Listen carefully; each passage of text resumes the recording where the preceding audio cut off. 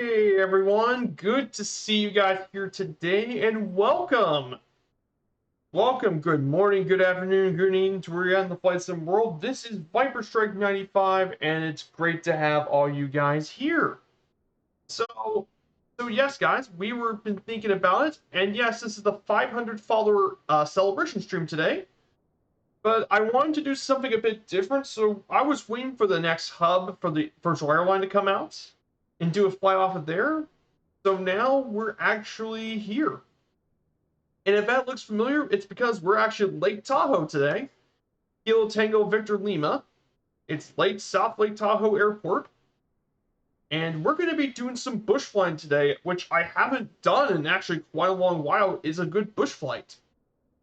So it'd be nice to do this again for the first time in a couple months. So let's go over our nav plan. There'll be no notes for today. I didn't make any notes for today. So let's go over this airport, shall we? For our NAVET. So here's our bush plan for today. We're going to be going to pretty high altitudes today. So first we're going to go to Lake Tahoe Airport. We're going to take off and take a look at beautiful Lake Tahoe, one of the largest lakes in the country. Then we're going to climb up to altitude and visit Round Top and a couple other peaks. And then we're going to make our first landing today. We're just going to do simple touch and go landing at Bear Valley, Stolport. 73 Charlie Alpha. Then from there, we're going to be taking a tour of Stanislaus National Forest and Yosemite National Park. We get to visit quite a few iconic places, including Tower Peak, Half Dome, Mount Lyell, and El Capitan. Go down over here and make probably our first full stop landing at 5 Charlie Lima 9. That'll be a landing here. Then go through Sierra National Forest, check out a couple more mountains and hills, make it to the other side, and land over at Kilo Bravo India Hotel at Bishop. And then from Bishop, we'll go down through Kings Canyon National Park and go down through quite a few mountains, including the tallest point in California, Mount Whitney. Then go down into the valley below, right by the river, and we'll be falling through Sequoia National Forest until we make our way to our final stop at Lima 05. So today, it's a beautiful area as well. So we should see some great landmarks. I did put a little snow here. It's getting to be that time of the year where it's snowing. So before we get to show off our plane, we're going to say hello to the chat. Super Typhon, my good friend. Great to see you as always. And Filthy 2214 is here. Yes, on my first flight out here. It is absolutely beautiful. I would agree. And yes, you're gonna crash. Well, I mean, this thing's 6,000 feet up, so altitude would play a role in this flight. And of course, I'm taking the very iconic bush plane again. This is the de Havilland DHC-2 Beaver, a beloved bush plane. A lot of pilots really like it. So many people say it's probably the best plane from the update, and I can definitely see why. It's stunning. It could take off from all sorts of distances. It could even reach up to 15,000 feet, which is going to be our cruising thing. That's going to be safe cruising altitude point if we did the entire leg in one flight. But we're not. We're going to cruise basically around 14,000, so we should be high enough, definitely. And it's just such an iconic plane. It can do everything you want. It carries cargo. It's got floats. It's got passenger stuff.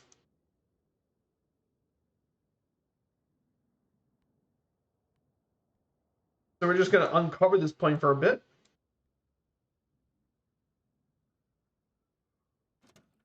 We're going to just carry along the analog radios for today. We're not going to need any GPS or something like that today. We're going to do something basic. So let's get this thing started, shall we? This, like I said, the Beaver, like mini bush planes, is not very difficult to start. And I've already set it to full, so because we're going to need all the fuel today, 358 nautical miles.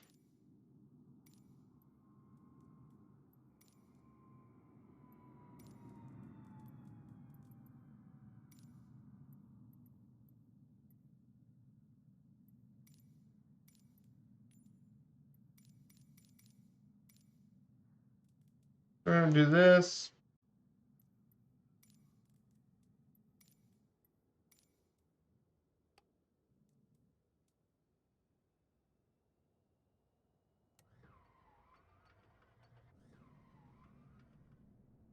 Just rotate.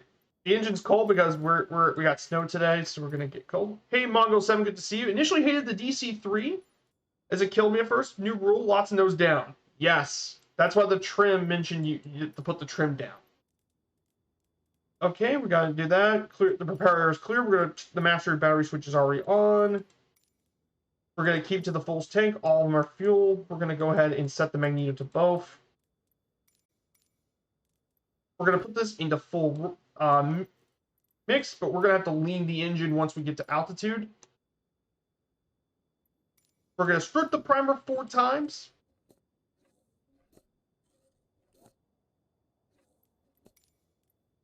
We're gonna put the wobble pump on.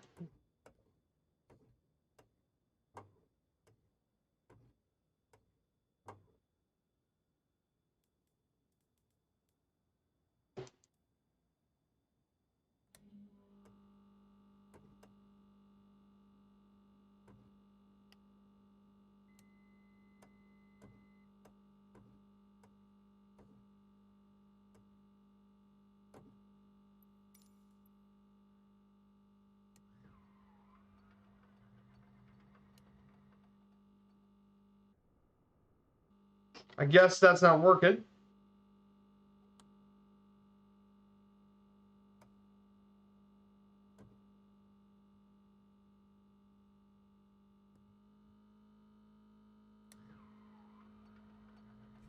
Yep, that's good.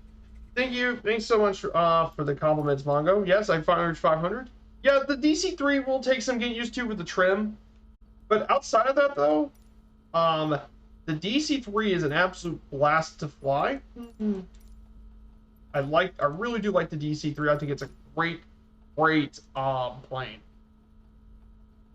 In fact, I'm planning on taking the DC3 on its own journey in the future. I'll probably tell you guys later on my stream.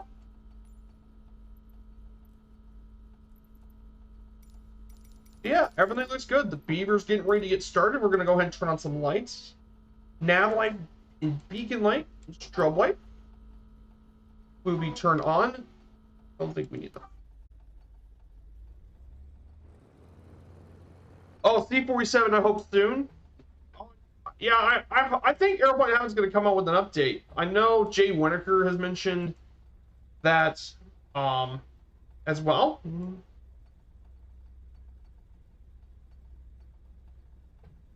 So for the first leg of the flight, we're going to be getting up to... We're going to be climbing up to 11,500 feet for leg 1 of the trip. So it's not going to be super high, but it's going to be higher than most people would normally fly this thing. Yeah, I need to spend more time on it. Oh, definitely. Definitely. Yeah, the Cessna 310 is great. So guys, by the way, this is your first time here. I usually put notes on for today's stream, but I decided, I want to make this a relaxing bush trip. So there will be no notes for the flight. However, if you want me to look up something, I can go ahead and do that. I can give you a little bit of briefers about some of the areas we're going to be visiting. So Lake Tahoe Airport, our new hub for Firefly Air, by the way, as someone's actually going to fly a 747 off of there. Please don't crash into the river. Oh, don't crash in that river. But this airport used to actually have airline services with Constellations, Fairchild F-27s, even jets like the 737 and Convair 990s have even flown here. And those are pretty big airliners. But mainly this has now been used as a general aviation airport as well. And of course, we can't forget about Lake Tahoe. One of the absolute landmarks of this area is Lake Tahoe.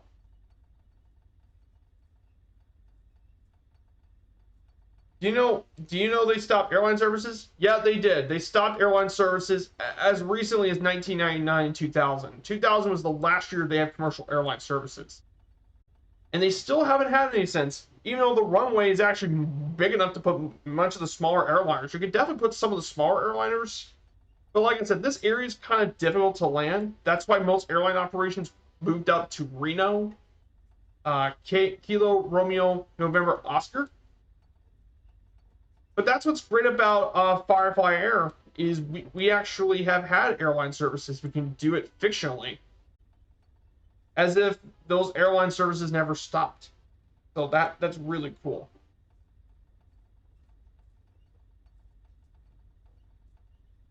So that is really, really cool.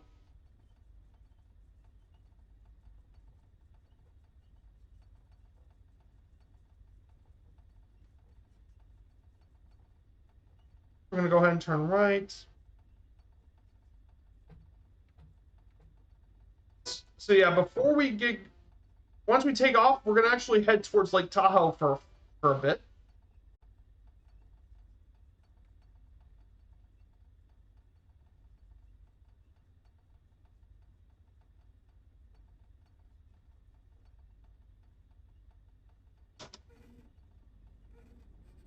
So we're going to go ahead and get this taken off.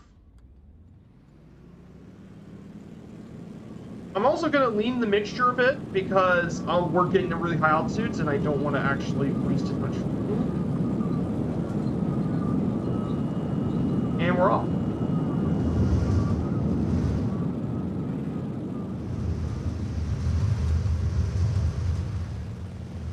But yeah, we're off.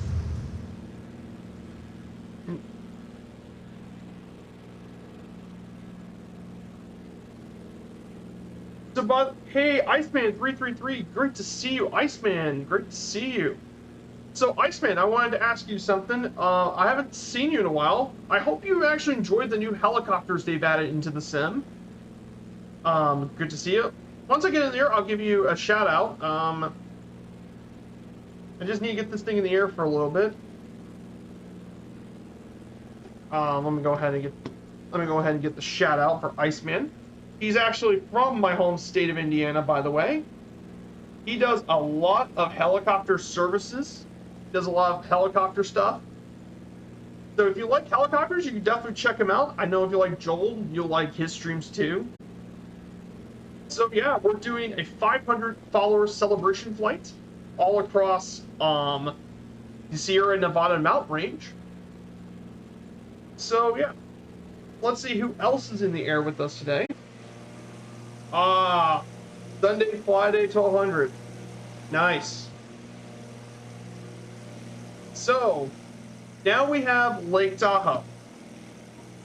So about Lake Tahoe, just a brief thing about Tahoe. It's around 6,225 feet in altitude. It's the largest alpine lake in North America, and it's only trails behind the 5 Great Lakes by volume in the country. It's also the second deepest lake in the country after Crater Lake. It was formed nearly 2 million years ago, and it's currently a massive tourist attraction in both Nevada and California, home to lots of winter sports, outdoor recreation, and more. So yeah, Lake Tahoe is also home to quite a few wildlife, like salmon and beavers as well, make their home here. So this is very, very important area as well.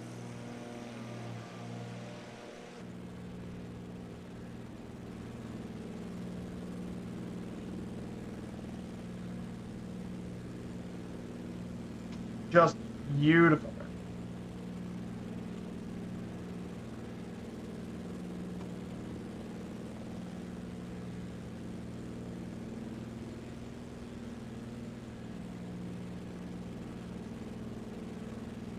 Absolutely stunning area. We were flying over the spot Flox parked his H4. Oh yeah, Flox parked his H4 in this area. Yeah, he was flying the Spruce Goose. He was flying it from McNeilville, Oregon, where it was in a museum at, and he was transported all the way down to Santa Barbara. Actually, to Santa Monica, back to where it was previously. So we're going to go ahead and climb, guys. We're going to reach 11,000 feet.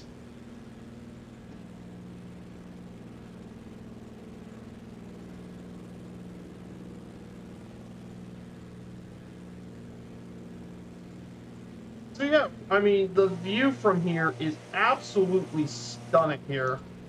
If you guys Don't know. This area is absolutely beautiful. Oh, yeah. Oh, Long Beach. Okay, I forgot.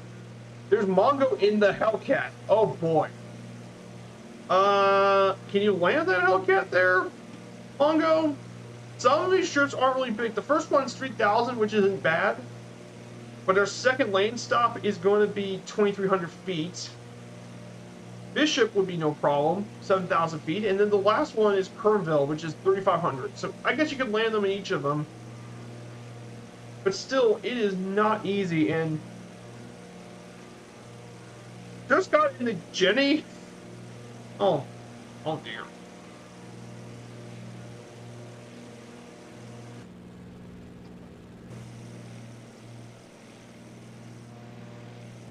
But yeah, this would be a really good fight to test the Beaver's bush capabilities, which this thing is very.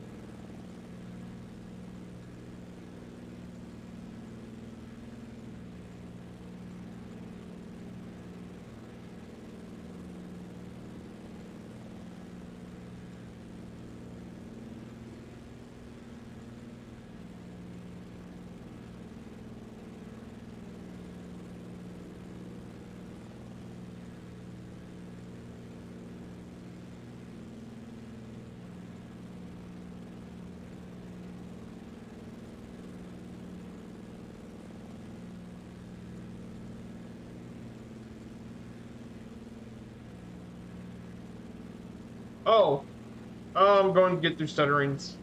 Starting to stutter a little bit. Hey, Warfare Killa, good to see you.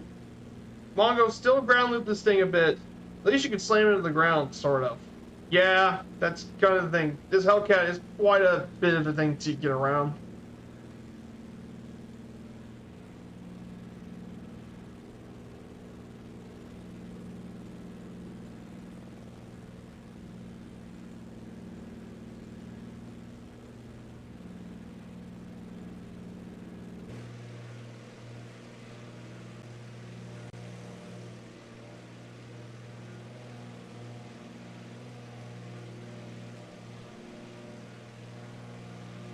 There's Scorpio, I see him in the PC-12.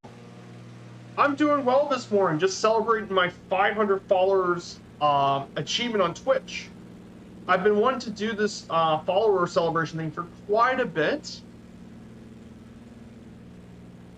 So we're taking off from our new hub for VA hub here at Lake Tahoe. We're just going to travel down the Sierra Nevada mountain range. So expect some serious altitude for this one.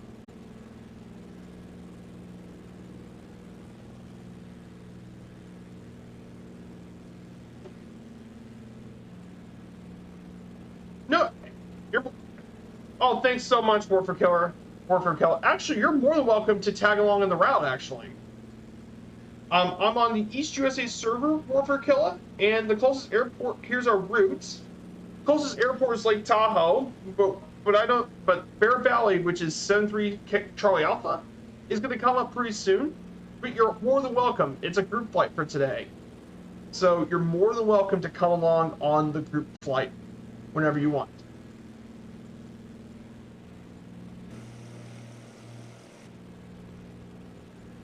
But I mean, we got some. Yeah, the Beaver Sealant's actually 18,000. Okay, good. So that means we can easily do this flight.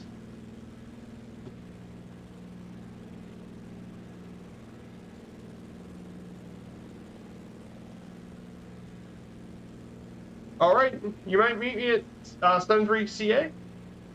No worries, I will meet you there. No problem at all. So we're going to go ahead and climb up even further.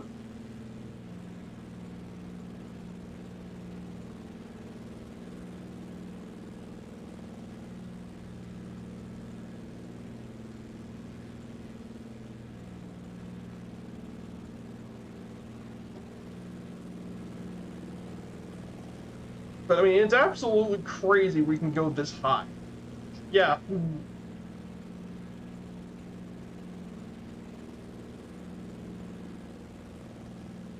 But yeah, this beaver's pretty powerful, so you should get up to those high altitudes.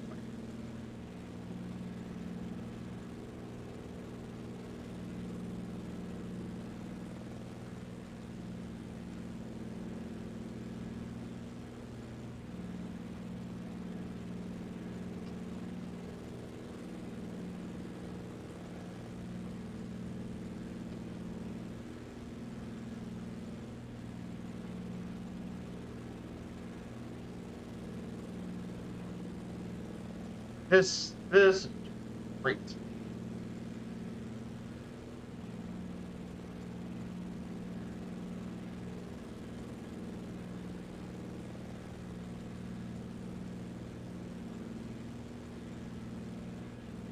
Oh, my sim sounds aren't working. Oh.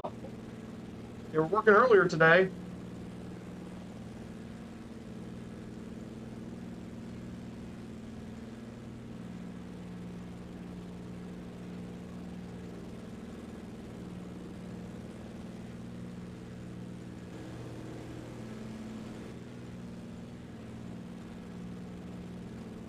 Weird, I just had the sim sounds for Steam and then now it's dead.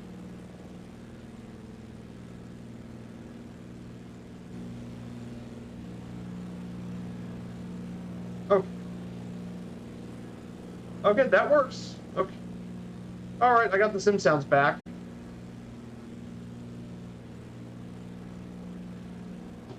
So we're coming up to the place known as Round Top. So we have Fast Bumblebee in the DA-62. We have Ironbird, he just landed in the A320, and we have Mongo in the Hellcat. So here, we're about to visit Round Top.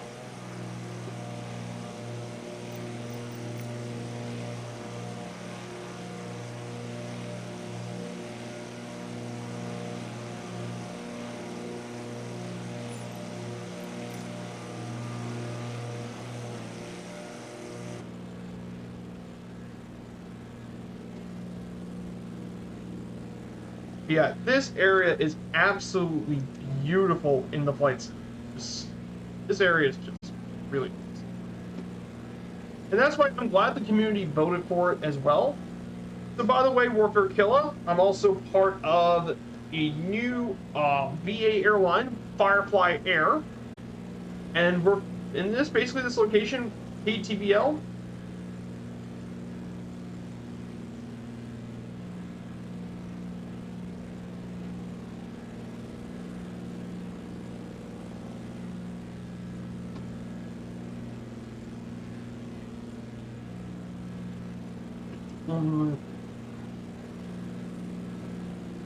Beautiful area here. Here's Round Top, we just passed. According to my nav map, to the right will be Deadwood Peak. Again, this is all part of the Sierra Nevada mountains.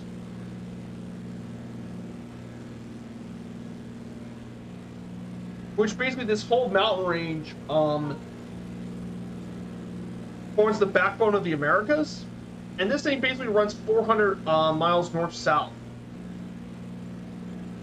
And they include Sequoia National Forest, Lake Tahoe, Mount Whitney, and Yosemite National Park.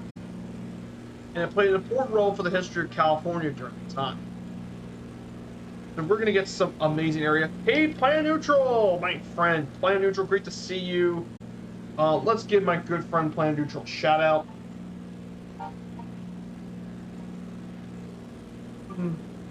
He does similar bush flight trips to me, and he does all sorts of bush trips like me. He has mindset, which is knowledge and research is really important, being a librarian and all. But he's a great content creator, so definitely check out his channel as well. But yeah, we're flying over for our new VA hub at Lake Tahoe.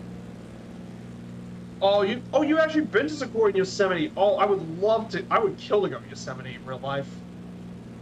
Very lucky, but yeah, it is just awesome. We're going to be flying over the area today as well.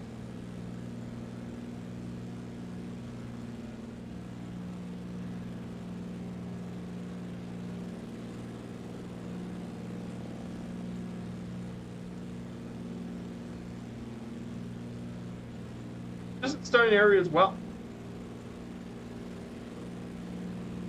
So yeah, it's hard to believe this, guys. When I was doing flight streaming back in May 2021, I would have never imagined being at this point. And it's pretty amazing. I started with only a handful of follows. Then I first did my baseball series. If you guys, any OGs in the chat would probably remember. My first series I've ever did was a baseball series. I went through all 30 Major League Baseball teams, checked out all the stadiums, and gave you the history tour. That was built for the basis of my channel. It's still going on. It wasn't the greatest stream quality back then, as it was now, but it, but it was something that the series could look forward to in the future. Then afterwards, I started my Berlin to Beijing trip, and that was actually the one that really helped grow my channel. It was me, but also with Nightzap, another valued member of the community as well. He gave me the route and took the Junkers G52 from Berlin to Beijing across Russia, visiting the entirety of the Russian landscape. And I taught a lot of people about the history of Russia and all things about the Russia and China, like cuisine, food, history, and all that, to give it up. And by the time I started my channel back in 2021, by the start of 2022, I was around 196 followers started the start of 2022. In just 1 year, I grew to have up to 500. That is amazing. I mean, I can't believe how fast my channel just. Obviously, not as fast as other channels, but my channel really, really.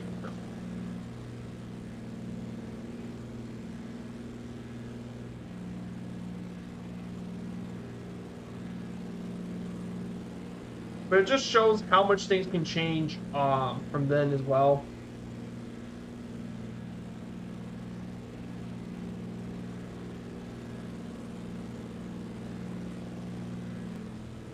Remember what you do, what you're down for. What you do in Twitch is awesome. Is unique and awesome. Thank you so much, Warfare Killa. I really appreciate it. Yeah. And I think it also really grew once Firefly Air came to existence, and I did all sorts of journeys for Firefly Air. I did a journey across the Philippines for the summer. I did a journey across Japan. And then the most recent journey I did, US Route 66. So that was another journey I did. And finally, coming next week, I'm going to be starting another journey across Norway. All of these is to complete some of these group achievements, multi-fight achievements. So I'll be taking on a journey across Norway. But I have something else planned that I think you guys are going to be even more excited. And I've never done this sort of thing before, by the way.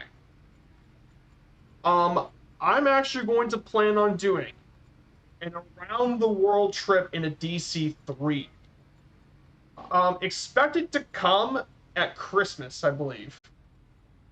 But on Christmas Day, on Sunday, I'll be doing an around-the-world trip in the DC-3. And it's actually based off of a real-life DC-3 around the world that Brentling did in 2017, which was a 7-month journey across the entire world. And it is actually currently still the oldest plane to ever go around the world, at over 77 years old when it flew. So I am very excited. We'll be starting in Geneva, and we'll be going through across the world. We'll get to go through many exciting destinations like Tel Aviv, Phuket, Sendai, Anchorage, Seattle, Boston, Toronto, and more. So we're going to have so many awesome trips with the DC-3.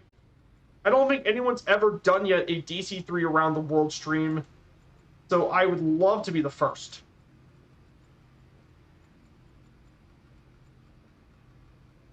So for that, I am very excited. And that's why I've been practicing the DC-3 quite a bit, so I can get used to flying it on the stream. So we're about to approach our first landing. Put exclamation point predict. Predict the landing I'm going to be doing. Let's hope I get a good landing here, and I get to watch some of you guys land here too. So this is Bear Valley Stowport, which is a very, very scenic little airport.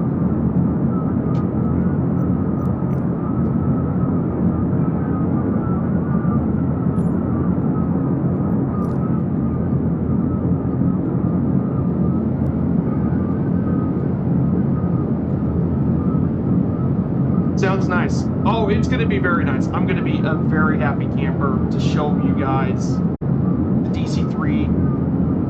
And I'll be giving you a bit of give you the signature Viperstrike flight tour along the way.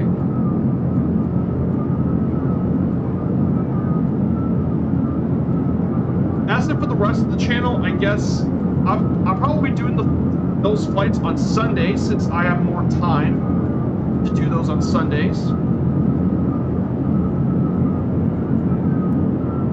Oh, yeah, the Beaver's absolute sim is 28,000 feet.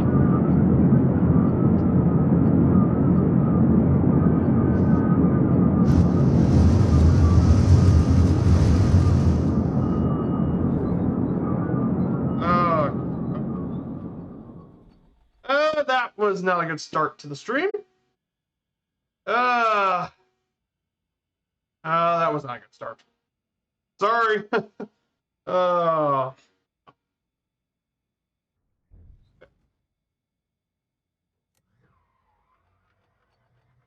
that was a thing. Oh no. Oh no. I borked the landing and I damaged it. Did someone press the brakes on the tail trigger? I didn't press the brakes. It kind of bounced. Oh no. Wasn't checking the speed. I was trying to be careful when I'm landing this thing. LaKayla, good to see you, LaKayla. Yeah, yikes is an understatement. Maybe Mongo might pull it off a bit better. I don't know if Mongo can pull it off better.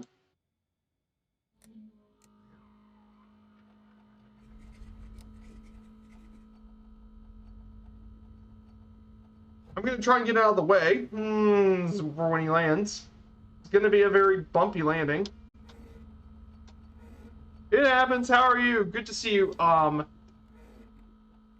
Paparazzi, great to see you. Oh, come on, Mongo. You got this, my friend. Much better landing than I did. I should watch my speed. I mean, especially when you're at this high altitude. I woke up feeling garbage, so I'm sending GM's text saying I'm not coming in. Sorry to hear about that, LaKayla. Hopefully you get better soon. So let me go ahead and give Warfare Killa a friend request, so he can spawn in and join us.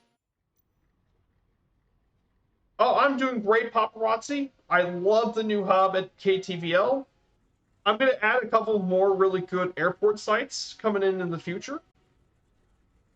So in the future is going to be, we're going to add a couple more routes that I suggested. There are a couple routes that the airline wasn't going to do. So we're all doing this based off Firefly Air as well, which is our main VA agency.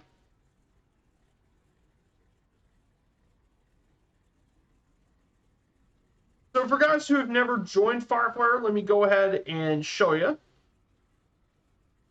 Now, this isn't an official Firefly Air stream, but this is, but I am going to be showing off the airline for a bit, because I am a very valued member of one of the highest ranking people in the airline. Completely free. It's a virtual airline operated by Land Rate Monitor in conjunction with FS Hub to create a completely free virtual airline service that lets us track flights, view lane rates, generate XP points, and more. And it's actually pretty simple. There are 4 easy steps with this. Number 1, you need to create an FS Hub account. Now, once you have FS Hub, you create your account, which is completely free, by the way. You go up here and you press the pod application and apply.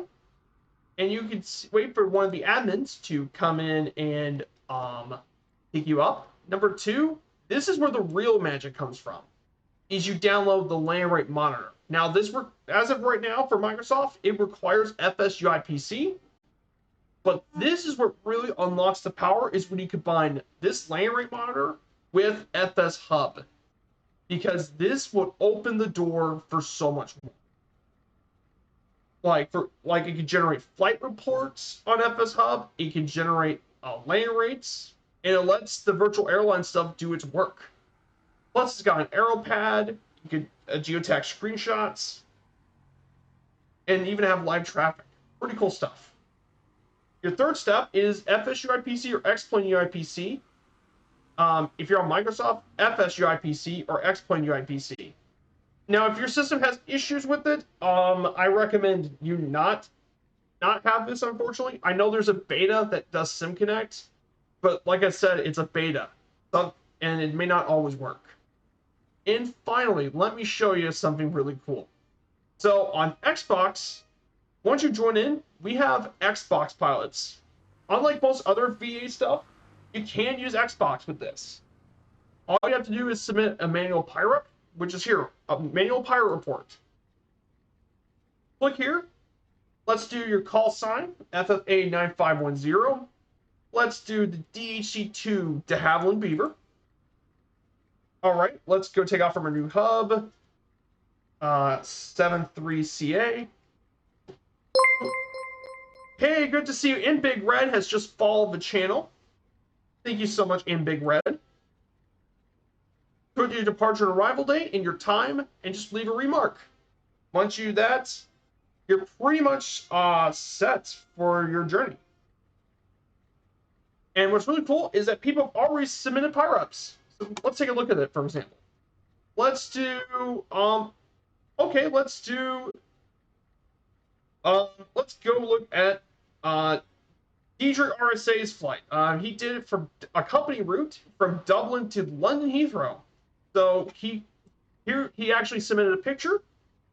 He flew the Airbus A310 from those airports. Took him about 49 minutes flight time. And he submitted that as long with the other stuff he filled in. So there you go. And that's how a pirate works. And since I'm admin, I can approve. And I can approve the pirate-ups. And that's basically how everything works.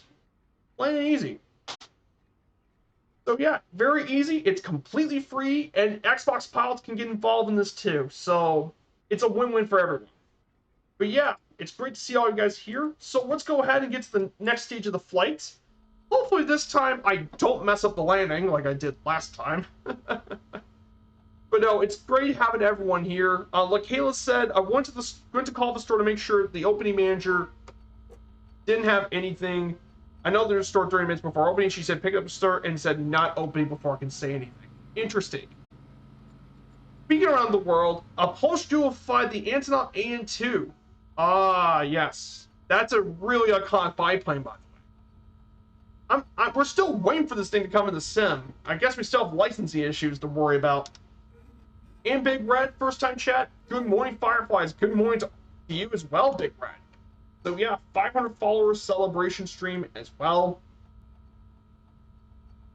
So we're going to go ahead and take off here. I'm going to try and fly this without autopilot since I want to keep this true to a bush flight the way it should.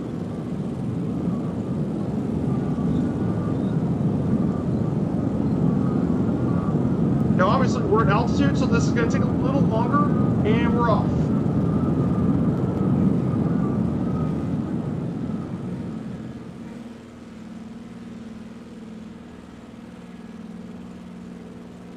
So it's pretty easy to take off. Now, obviously, I'm gonna actually circle around here and wait for everyone else to pop back up.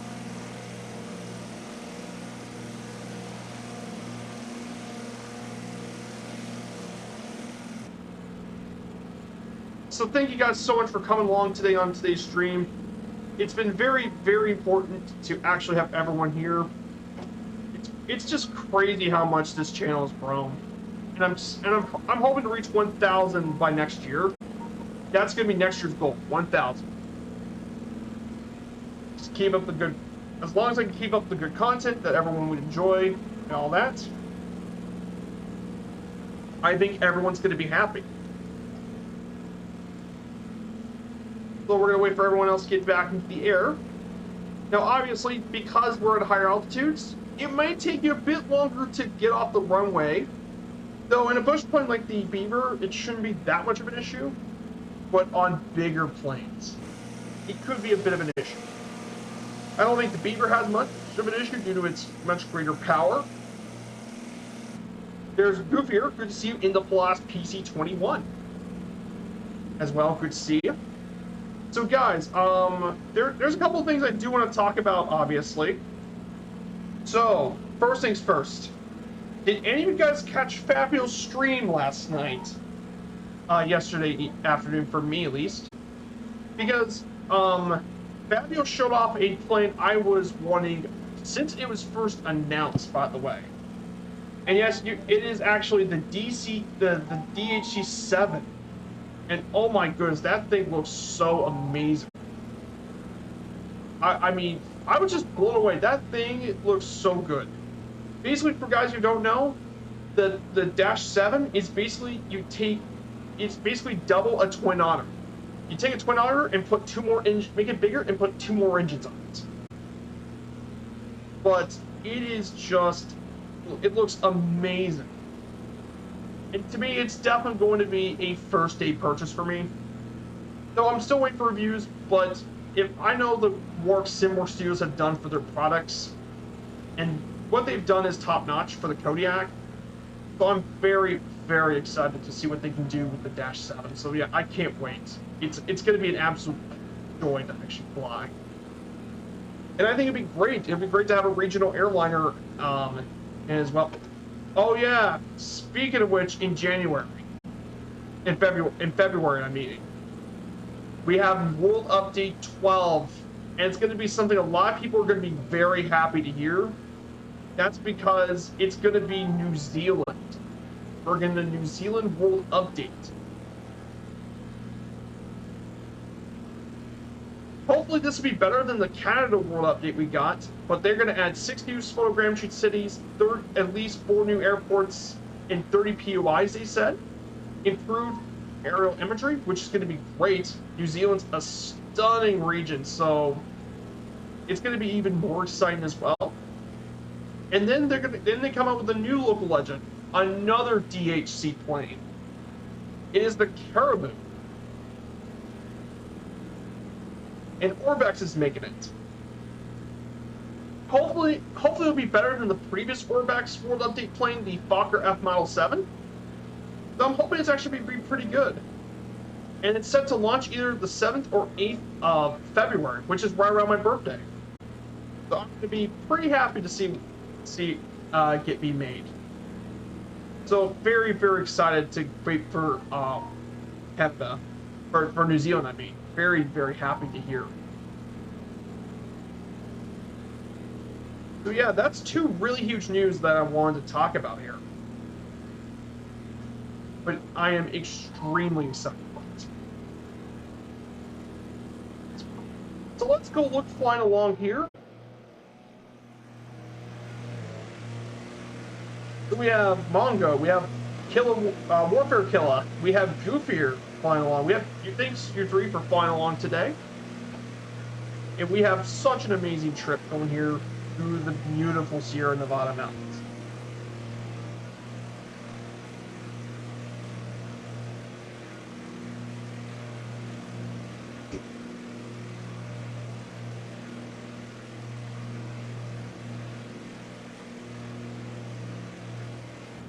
I need to get this thing back on course.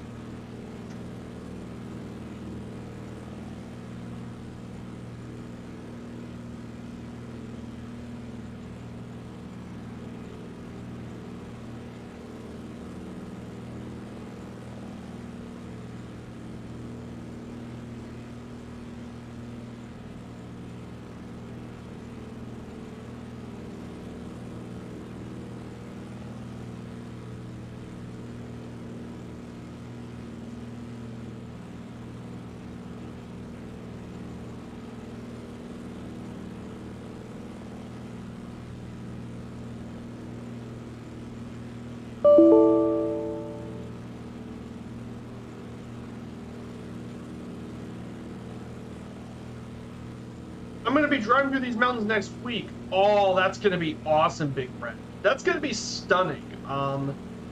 That's going to be one stunning sight to behold, that's for sure, in Big Red. Now, The most stunning mountains I went to see drive through, by the way, was the Smoky Mountains in Tennessee. And that area is really stunning as well. To fly over the Great Smoky Mountains in Tennessee, that is some great flying for sure. But man, I mean, just look at the natural landmarks here. Just, I mean, I can't get enough of this area. That's why I picked it for today.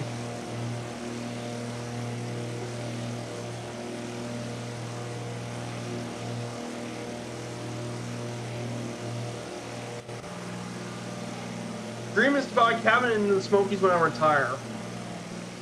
Yeah, I always like the Smokies. I visited there tons of times, but I mean, it's just a great area to visit. And when you visit Pigeon Forge, especially when you visit there, tons of really cool shows in Pigeon Forge. Got some tons of cool, neat shops in Gatlinburg, and obviously you got Dollywood and all that too.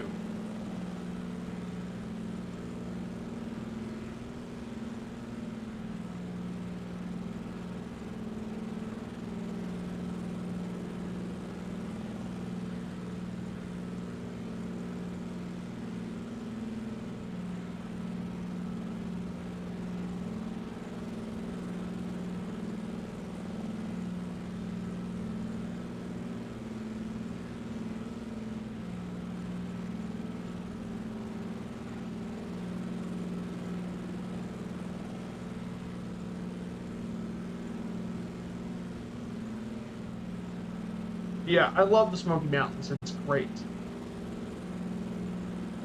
So, I was actually contemplating either flying to here, or I was thinking about doing a flight in Alaska.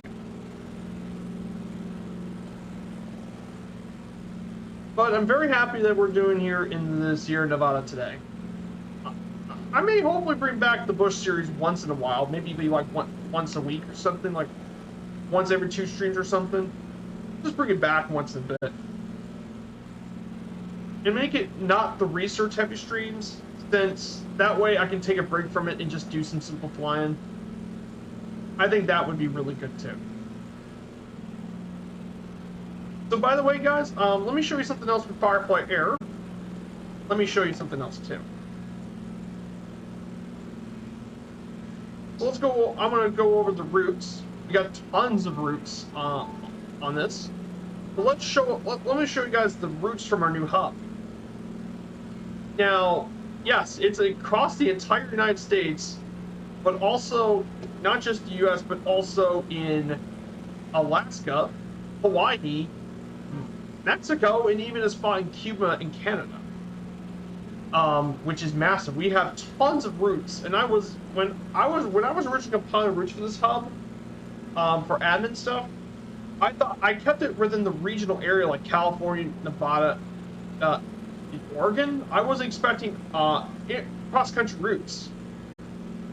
I was just surprised more than anything, but I'm really happy for it.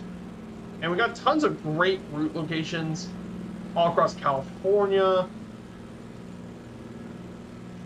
and more. But I actually went with 6 knots. 6 knots Nirebirds also help with the routes, so massive legends to them. And I actually am going to help add new routes to Tahoe to make it even better. Because there are a couple routes that I think we're absolutely missing. So those routes include Monument Valley in Arizona, Navajo Mountain, Bryce Canyon. There was another Grand Canyon Airport, another Yellowstone, two more Yellowstone airports, actually 3 more airports around Yellowstone, a couple of bush trips within Idaho, because, and finally a couple more airports around Oregon and stuff. But those are mostly going to be GA airports, so, and the reason I wanted to add those airports is because we need something longer range GA flights for those who want to actually do those. And plus, there are parts of the country that we never got to really see too much of.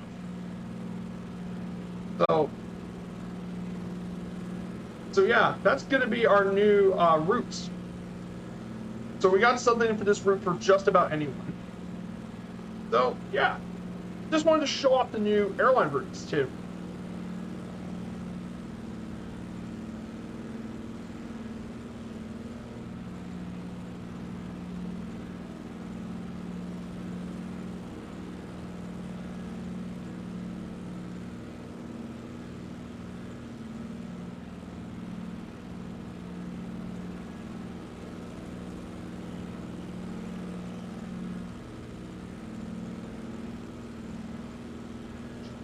I'm going to go ahead and turn on autopilot just to make this a little easier. But man, is this just a beauty. Manga, DC-12, Kill Warfare Killer. Alpha Whiskey is also here too. Good to see you, my friend. Man, this is what a view. That's a view to kill. That's a view to die for.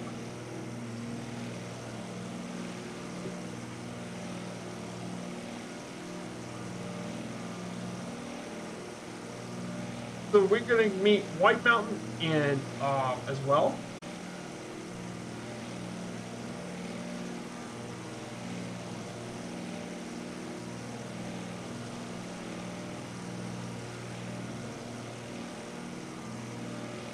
The White Mountain Peak in California. So we're actually heading here to the White Mountain Peak, which is actually the third tallest point in all of California, by the way, at 14,242 feet. Only Mount Whitney and Mount Williamson are taller.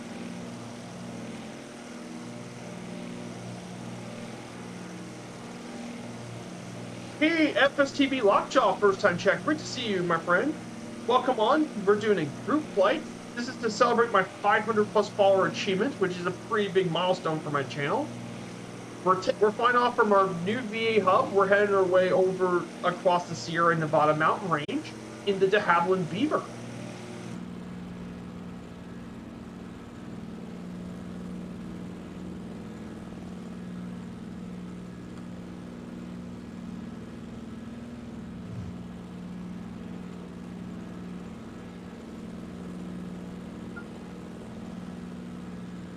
Yeah, great to see you, my friend. Oh yeah, I love the Beaver. The Beaver and the DC-3 are definitely the two favorite planes of mine from the update. I mean, they're definitely the two favorite planes from the update for me. Those two planes are just so much fun. I mean, the Beaver, you can go anywhere in the Beaver. It's got floats. It has lots of power. It's a very versatile. It's a workhorse. And the DC-3, I mean, I gotta admit, I was actually, the DC-3 was the plane I was most worried about in the update, because if you guys know me, I'm a huge fan of the DC-3 along with the Youngsters. But I gotta say, Airplane Heaven and Microsoft, they did a great job with it. And did an extremely good job with it. And in fact, I'm planning on taking that DC-3 around the world, based off the real life DC-3 around the world trip coming in Christmas Day, actually, in 2023. So yeah, I'm gonna be very, very excited. I may have some flights doing with the Spruce Goose. I've already done a flight with the Jenny, which is Route 66. That was the last leg. I still need to do something with the A310 and the White Flyer. I gotta do something with those eventually, just for fun. Have you tried the MG mod? Oh, the Goffrin's mod. The 40. No, I've not got the MG3 mod. But actually, speaking of mods, Goffrin's did their expansion pack and added floats to that thing. Yes, a DC-3 float plane. Oh, isn't that going to be something? That's going to be too much fun.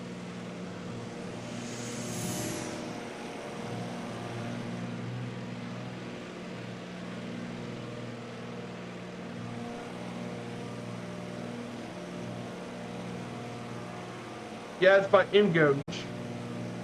Oh, cool. I may check it out in the future. Oh, you should see the spray effects on it. Ah, You're making me want to download that. Also, that Godfriend's expansion pack also added bush wheels to the Beaver, I believe. Well,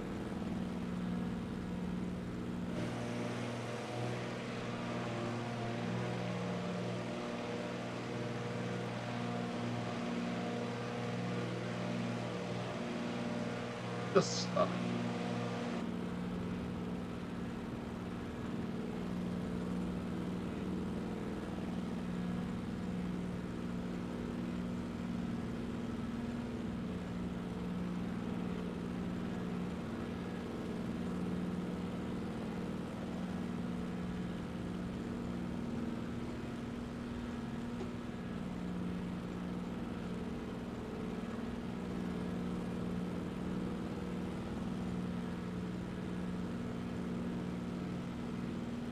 So in front of us should be our next mountain. By the way, I'm going to go ahead and do the autopilot. Now, usually I didn't want to do autopilot too much because I wanted to do things without flying the autopilot, but since the Beaver is actually really easy to fly without the autopilot, but also at the same time I want to actually fly a little bit of the autopilot just for a more relaxing flight.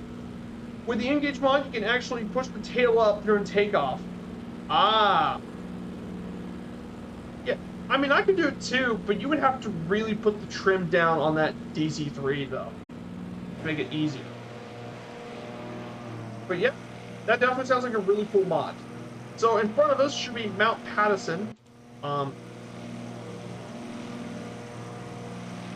Mount Patterson should be ahead of us. It is around 11,000 feet. It is the highest mountain in the Sweetwater Mountain Range as well. So we should definitely get to catching up there pretty quickly.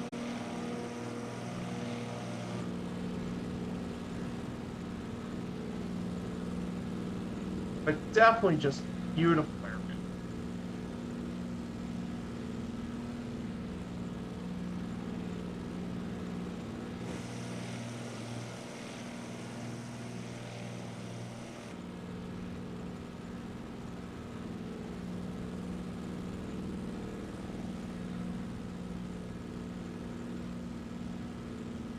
Let's check the fuel gauge.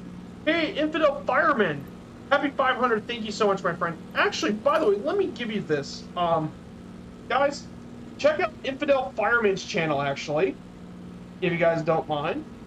He just passed over 50 followers yesterday.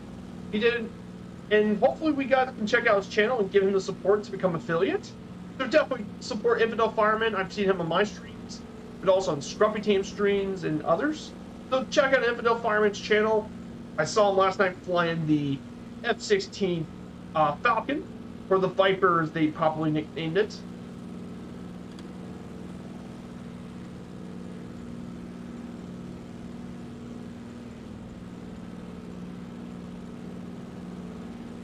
So it's great to see you, my friend.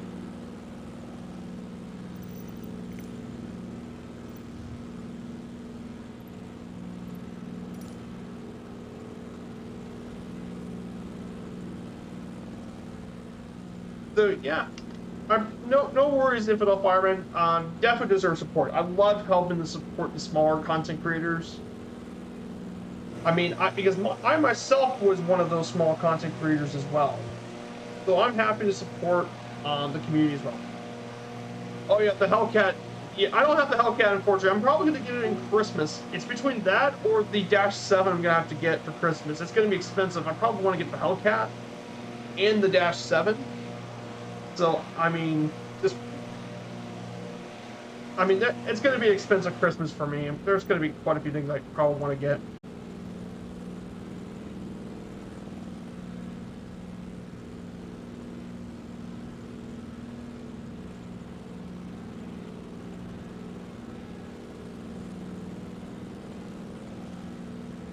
There's a Dash 7?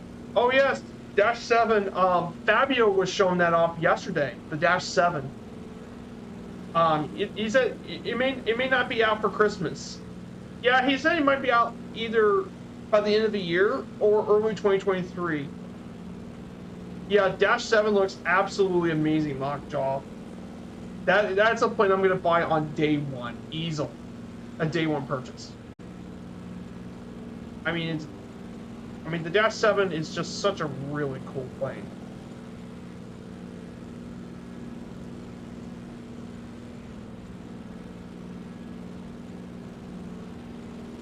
Yeah, so here's Mount Patterson. The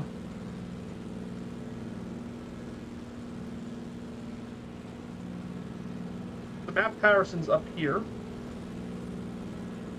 The beautiful mountain range. I mean, there's so many great mountains.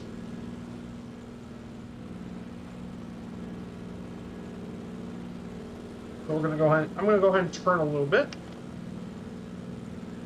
Yeah, I don't want to crash into the mountain.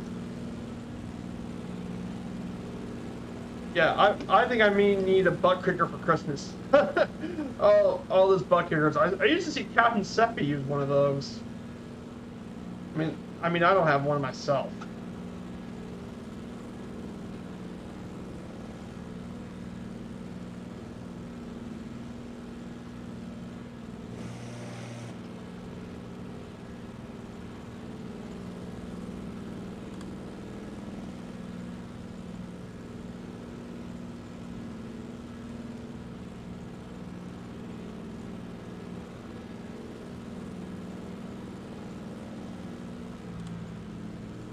Ah, Porter has one. Yeah, Porter also has one too. Porter learned to fly. Very, very awesome guy too. Porter's another amazing content creator as well.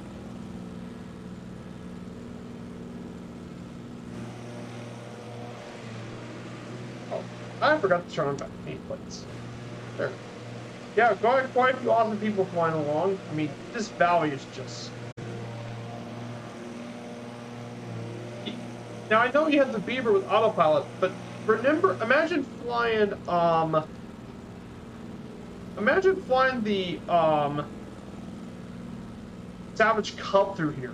If you guys ever remembered the bush trips, one of the plane you would take for that Yosemite bush trip was the Savage Cub, which is much slower than this.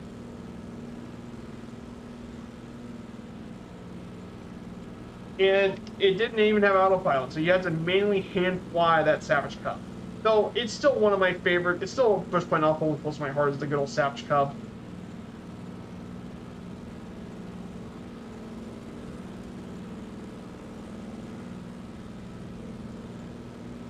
How did you get those nameplates? I know the nameplates actually.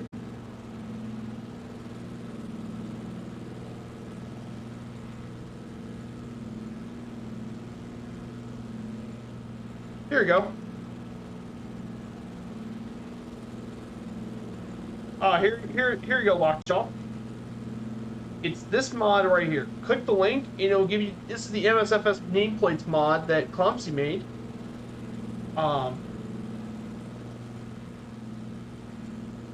In my case, my name mod's blue because blue's my favorite color. It's the major color of my channel is blue.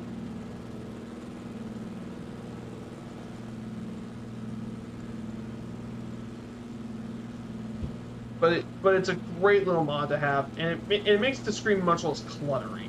Combine that with the ability to turn off nameplates native, you have a really smooth experience with the nameplates. Oh yeah, you can definitely use that as well, Infidel Fireman.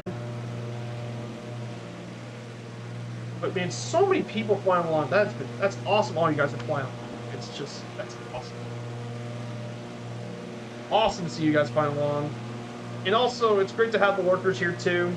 I appreciate you guys being here, even the lurkers too. So we're finally going into Yosemite National Park. I don't have any notes planned, but let me give you a few things about Yosemite National Park that I think you guys would love to be interested in.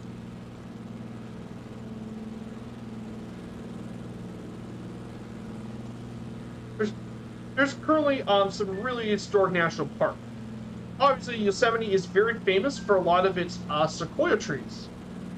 Some of them are estimated to be around 3,000 years old, and they can grow 30 feet in diameter. Yes, bigger than my room in diameter. And they can grow up to 250 feet tall. Yes, that's massive.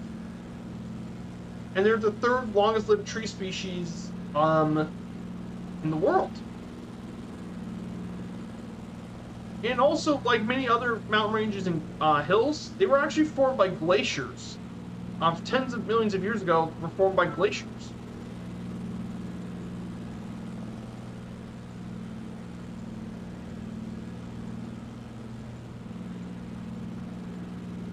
Which is pretty cool. In fact, the one who established the park back in 1890 was actually John Muir. He was a Scottish naturalist, writer, and advocate for forest conservation. He helped spearhead the creation of Yosemite National Park.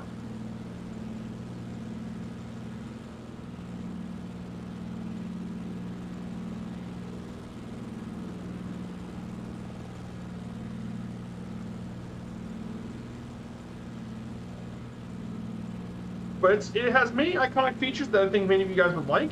Half Dome, El Capitan, and others. Half Dome as well. So many iconic natural landmarks that just make Yosemite very unique among the national parks. And of course, Yosemite is rich with habitats and wildlife. Home to many trees like pines, fir, and more. They found all sorts of animals living here too, like bobcats, river otters, foxes, skunk, cougar, and black bear. So if you like natural scenery and landmark, definitely check out Yosemite. Hello, Dougal. Sorry I can't fly along today, but the flight's going really well, Dougal. Thank you so much for coming to today's stream. But yeah, we're entering Yosemite in the Beaver today.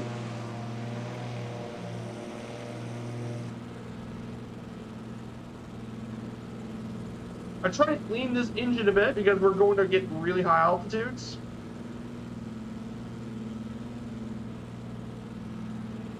I need to go check the engine. I think I'm gonna go ahead and switch the tanks. This thing has 3 tanks, by the way.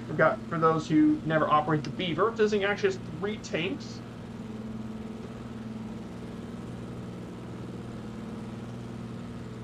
So I'm gonna go ahead and switch them.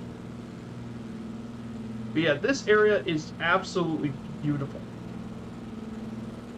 Just, it has some of my absolute favorite scenery in the whole sim. It's great.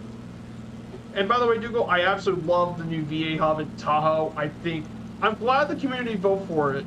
It wasn't in my top 3 initially, because I put Tahoe number 4. If I were to put my top 4, Tahoe would have been number 4. But I'm happy we ended up picking this one. It's a good choice.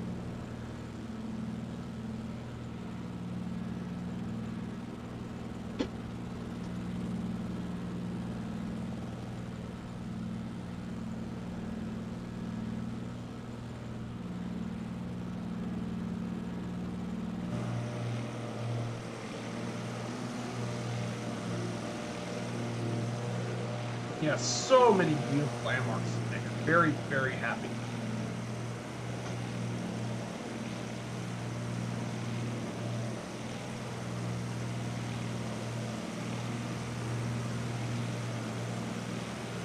And of course, this national park is very popular with tourism. I mean, it's a very popular tourist site too. A lot of tourists visit Yosemite every year.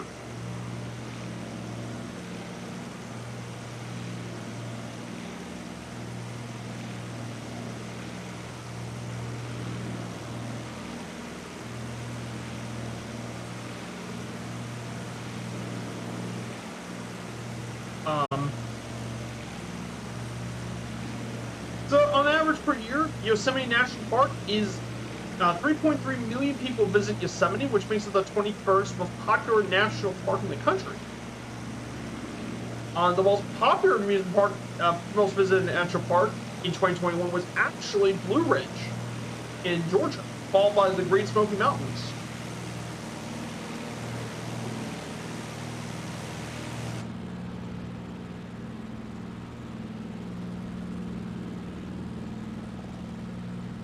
Turn off the autopilot for a little bit. But man, this area is just so pretty. And there's tons of great airports right near Yosemite. Meaning this is a great area to just explore for the mountains. If you want to explore Yosemite, there's tons of airports all around the area to come visit. And I've seen a couple of friends of yours do the shadows fly around Yosemite quite a bit. Hey, Botanic Flyer, great to see you. First time chat. He says this is awesome. I may join along if I have time. Oh, you're more than welcome to join in if you have time.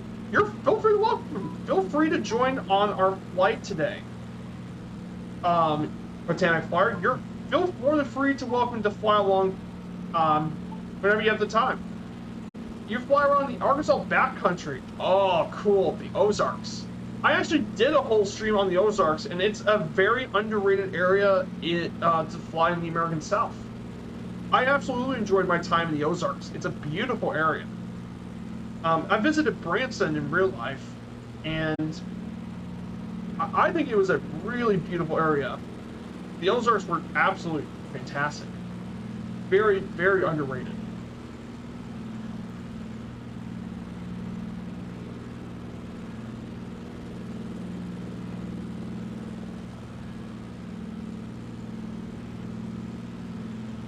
Oh yeah, FSTV Lockjaw was also in the air show yesterday for MSFS Official. Oh yeah, by the way,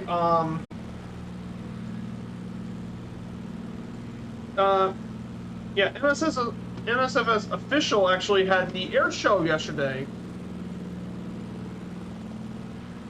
So they had the whole community air show thing yesterday. If you guys want to check that out, just click the channel and you should see it on their VODs. I probably need to see it. Yes, I probably need to see it since I wasn't around to seeing it the other day.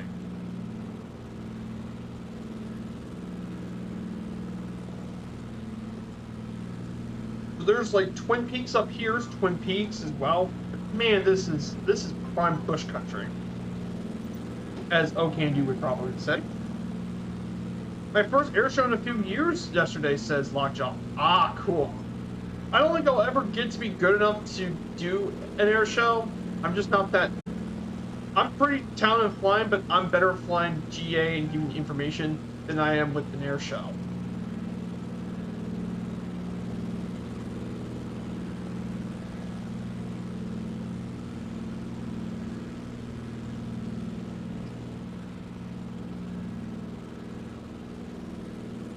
Wow, I'm getting FPS, 60 FPS here. Ah, awesome, Warfare Killa. That's great to hear. 60 FPS, that's fantastic. That's great to hear. But as you can definitely see all around this area, it's just mountains. So many of them. Now, the last time I flew over these mountains in the sim was way back in 2021. I flew it was during the Reno Air Races event, so I took the Reno Air Race P-51 through this area. But this thing is just so good now.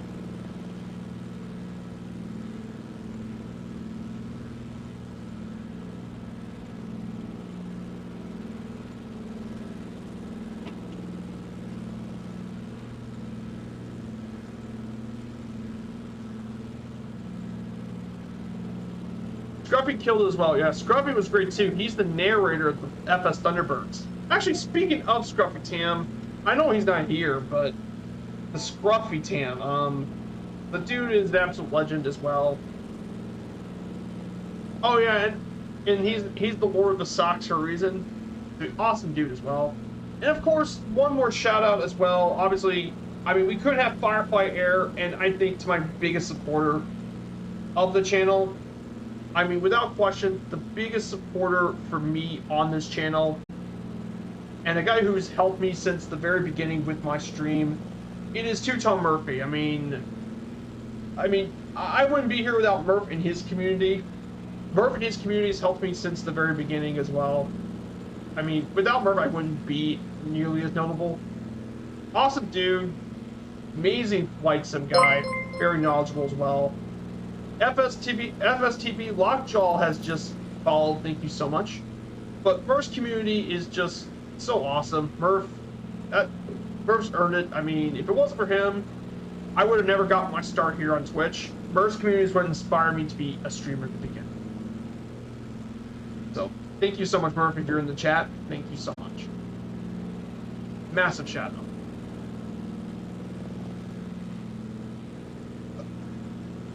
But yeah, we're getting near our point here. So to our left and right, past this range, would be Mount Warren and Mount Dana. We will get near Dana and then turn left, and we'll be visiting Mount Lyell.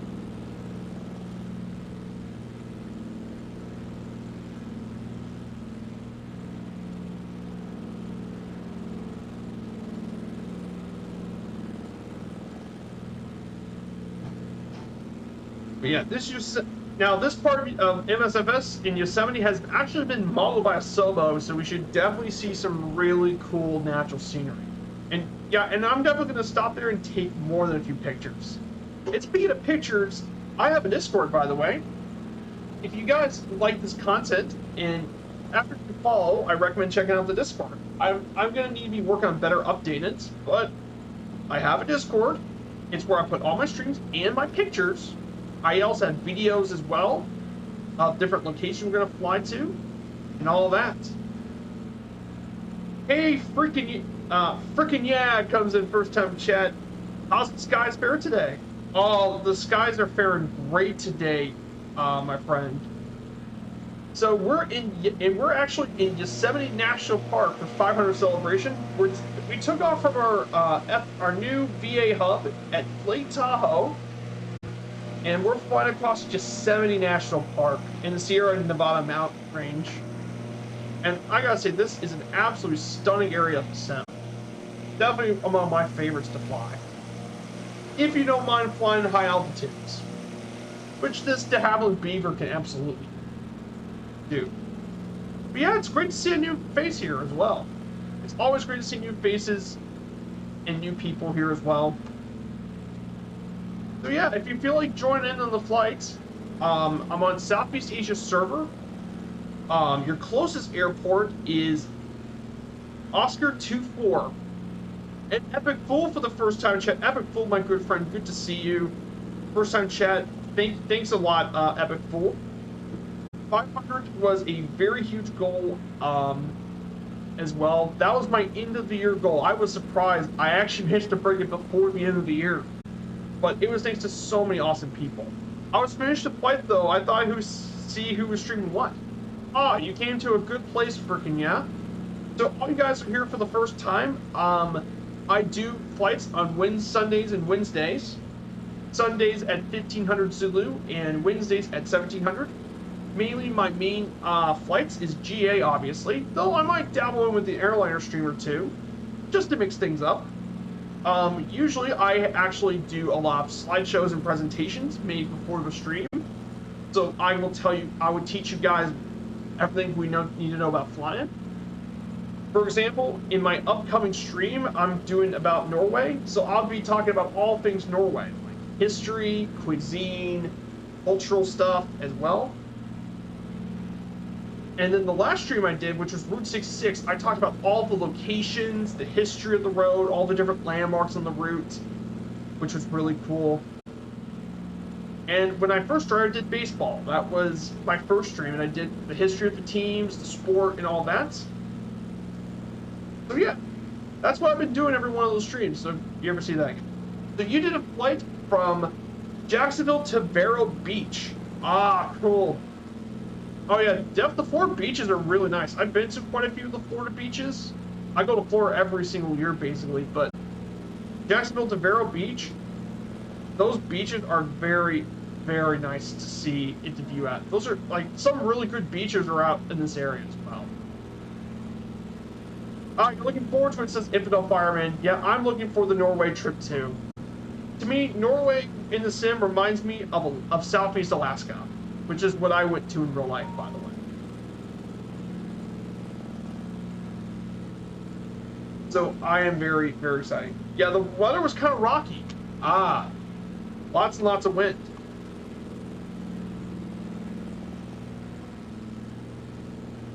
Gotcha. But yeah. I think it was great to know about that sort of stuff. I love doing this virtual airline stuff as well. And basically, I do a lot of virtual airline flying as well for the VA Firefly Air. Let me go ahead and link again. It's in my commands, but Firefly Air is my command. You just click the link and join the VA airline.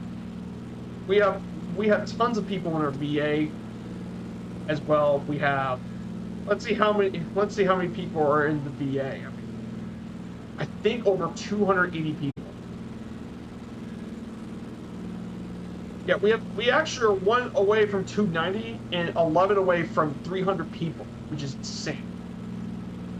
Oh yeah, hey Quart, good to see you. Shout out for my friend Quart. Good to see you, my friend.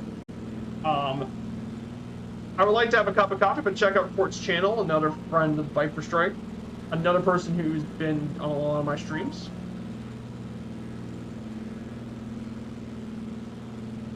So yeah, we're in Yosemite National Park, which is one of the country's great national parks here. And I'm taking the de Havilland DHC-2 Beaver on for the trip, which is one of my absolute favorite planes in the simulator from the update. I absolutely love the Beaver. And again, like I said, the Beaver was one of my most anticipated planes as well. I mean, it's such an iconic bush plane. And the folks at Blackbird absolutely delivered, and then some. So, it is definitely good. It might just be my new bush plane of choice. It's great. Easy to fly. It's easy to fly even without autopilot. The only thing lacking is range, but I mean that's not the biggest issue with it. Oh yeah, an Otter, the DHC-3 Otter.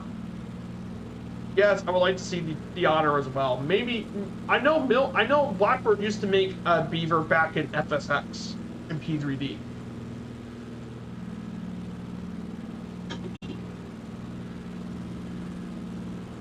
Yes, I would like to see the Otter too. But then again, we already technically have an Otter, or at least a Turbo Otter in the Pilatus, which technically is the closest thing to an Otter we're going to get in the sim.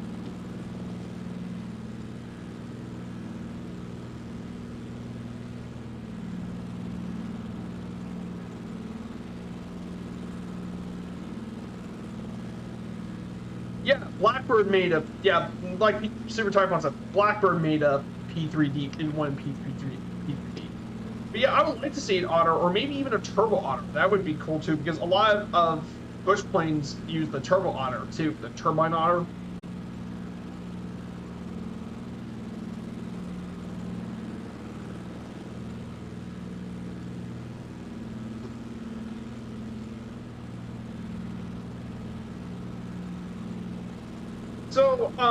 So some of the most popular features here in Yosemite, we will definitely come up to those pretty soon.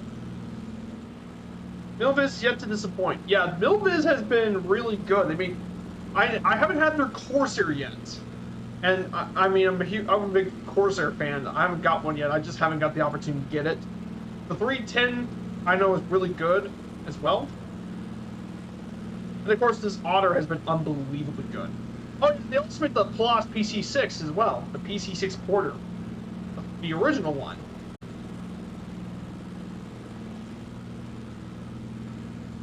Yeah, I probably need to get the Corsair, but I mean, there's also the Hellcat that Fine Iron made. I still need to get the Hellcat. I still really want the Hellcat. I still do. There's too many planes, though. And there's still a lot, and there's still the new planes that I'm still engaged with. I still need to have more time with. Well, so yeah, I'm kind of spoiled on planes for a bit. I'm most likely just waiting for the DHC-7, the Dash 7 to come out from Simworks Studios and Pilots. Still waiting on that one, and then also waiting for the PNG 777 to come out. As I probably need a new wide-body airliner, since the two Asoba ones aren't that great, and the 737 isn't going to fly. Then also waiting for 2023 would be the Bluebird Simulation 757, the Hot Rod of the Skies, the Flying Pencil. would be the perfect medium haul airliner. Yeah, there's gonna be so many stuff that I'm gonna have to get money for.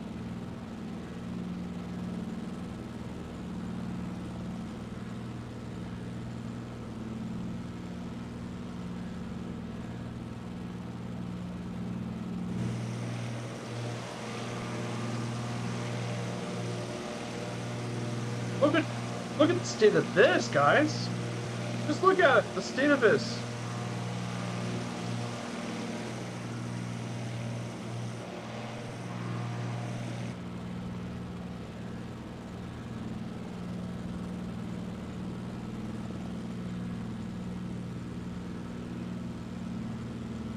Yeah, the Porsche's good, but the Hellcat is better. Yeah, I think the Hellcat is the best flying arm plane, and I mean, that's probably the next flying arm plane I'm gonna get.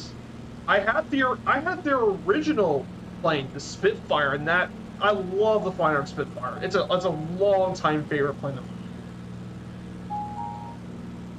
The flying arm Spit, a long time favorite of mine as well. Just love the flying arm Spit. I haven't got their P-38 Lightning as well. Lightning's really good too. So yeah, but I definitely want the Hellcat. I think that would be the next one to get is the Hellcat. Now, here's the thing, I don't actually spend that much money on planes. I try to be very careful with the money I have since I don't really work much in real life. Due to the fact that my autism kind of prevents me from working. But I still want to get really good planes as well.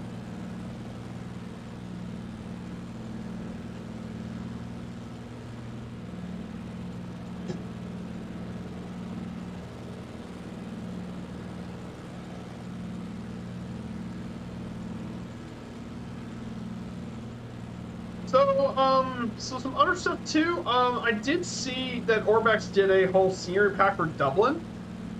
I was looking at MSFS add-ons, and I'm also looking at FS Elite.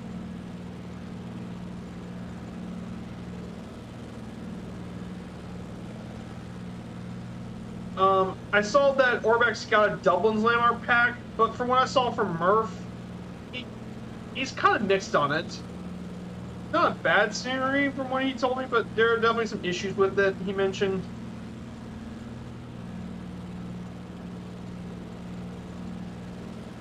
The Fokker 20 from Just Flights is pretty much complete visually. It looks really good.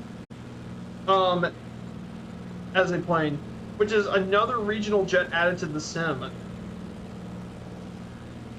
Which is definitely pretty cool to get more of the smaller regional jets. I really like their 146.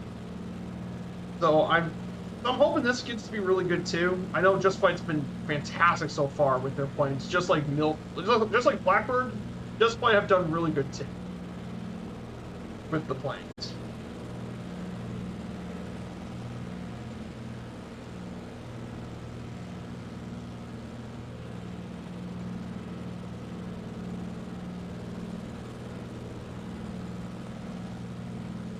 Also, Godfriends released a 40th anniversary expansion pack, which is completely free on FST Flight Sim TL, completely free, adding 35-inch bush wheels to the Beaver. They had 35-foot bush wheels, new water spray effect, added startup combustion smoke, and then they added more expansion features. Like for the Beaver, they added ski winter kits, bush tail effect. And then the DC-3 is the most interesting plane because they added an amphibious float variant.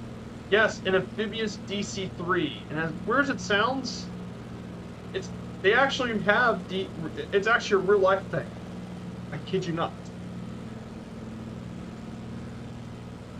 But yeah, they added a bunch of stuff, and it's completely free. So definitely be really cool if you like the planes. It's definitely well worth it. So yeah, we're about to get near to Yosemite. We should probably get near the Yosemite landmarks now. But man, I mean, just look at the state of this, guys. It's grand, guys. It's absolutely grand. We have Goofier Mongo, Warfare Killa. Who's this behind me?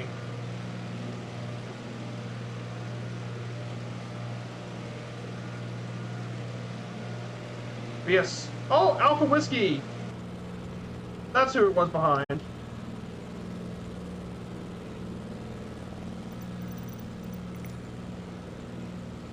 72 on the front. So, I'm just keeping track of how much fuel I got. But man, look at this though. It's too cool.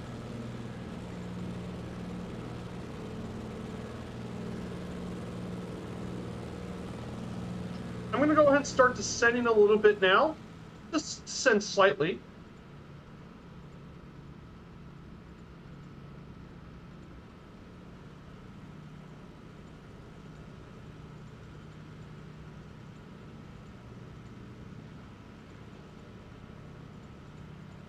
Ward says, hey, I was dreaming of finding a real 737 and hit the bank Ingelworm when I woke up. Oh, that's pretty funny. Oh, that's good. We have so many people. We got people flying Kodiaks. We have people flying H320s for the VA. If you see those extra names, it's because it's a VA hub.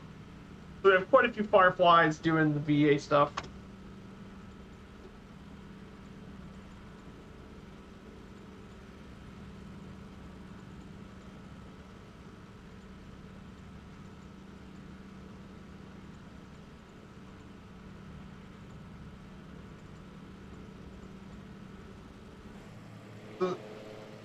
Look at all these landmarks. Once we get closer down, we're going to see even more of the landmarks. So there's Fairview Dome we passed over here. So yeah, guys, if you like what you see on stream, if you haven't followed, definitely smash that follow button if you like what you see. It would be great to support the channel a bit further, so I can make better content as well for you guys. And now we're going to go ahead and go down through Tingaya Lake.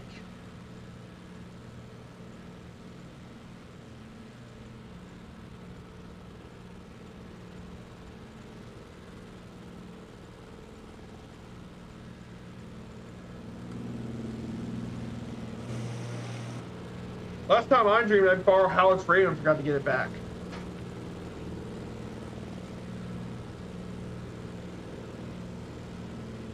Oh yeah, there was someone else who also riding the Discord too. Yeah, it's great to have all the new faces on stream here as well.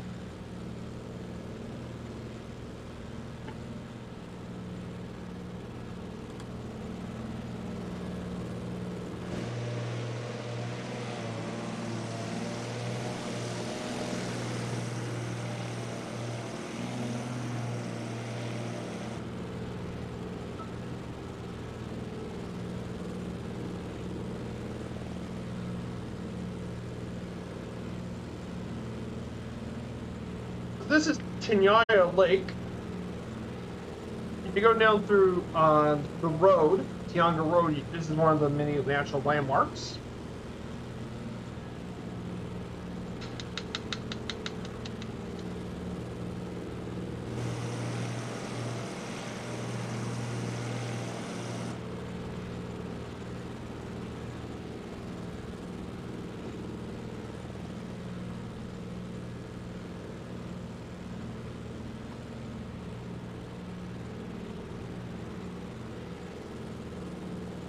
Oh, look at this, guys. I think we see Half Dome up there. If you look further ahead, we should see beautiful Half Dome up here.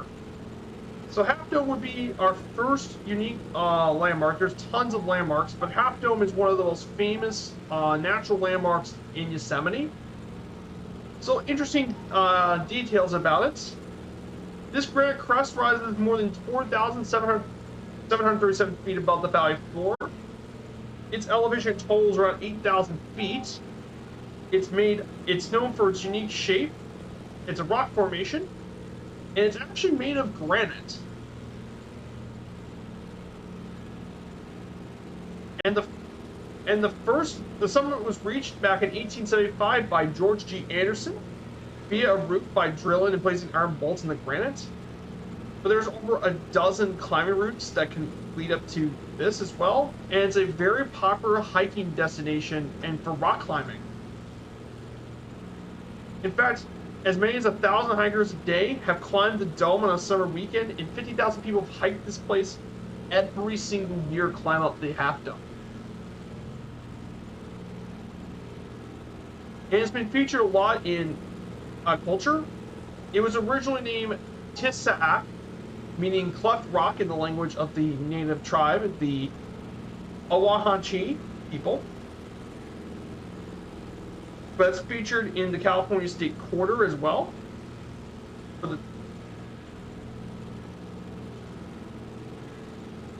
So definitely a very beautiful, and look at this, guys. There is Yosemite Valley below us. Here's Yosemite Valley below us.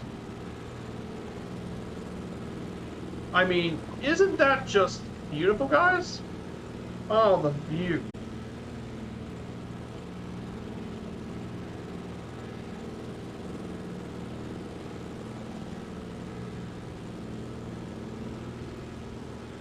No.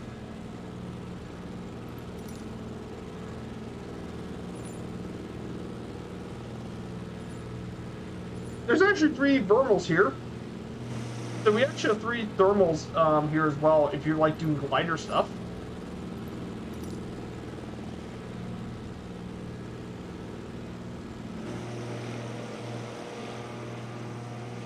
Hey, there's so there it is, guys. Half Dome.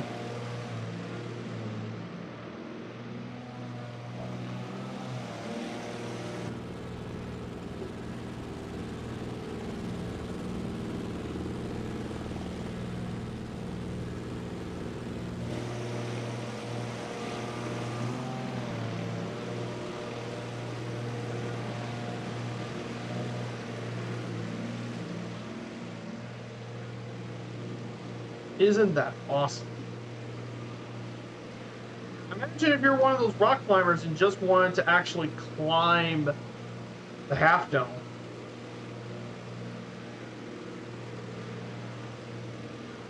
Hey, Sergeant Staff, great to see you, my friend. We're traveling down Yosemite National Park right now. Definitely another friend of the channel. Check out Sergeant Staff. Another good friend.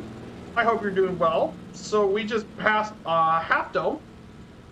We're gonna now travel down. We're gonna basically cross into El Capitan.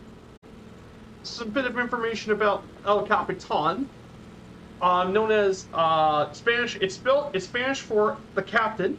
This vertical rock formation is around 3,000 feet from base to summit. Very popular rock climbing mountain. A lot of rock climbers go up here, and this area was actually first climbed all the way back in 1958 by rock climber Warren Harding, Wayne Mary, and George Whitmore in 47 days. But the first solo climber was done in 1969 by Thomas Bowman. But it's been very, very, it's a very popular route for climbing. If you're one of those who love rock climbing, you definitely want to check out El Capitan. Great rock climbing.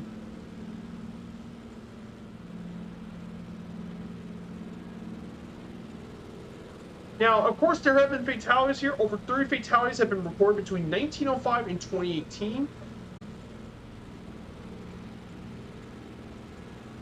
It has been featured quite a few times in films, mainly Star Trek V, The Final Frontier.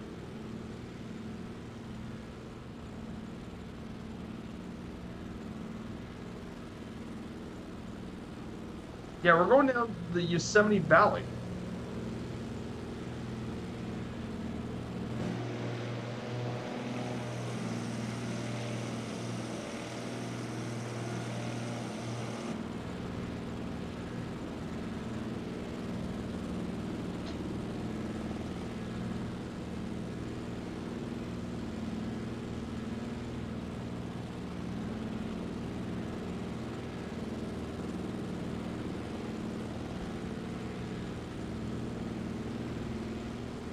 But yeah, this is the 500 anniversary celebrations, 500 follower stream, Sergeant Staff.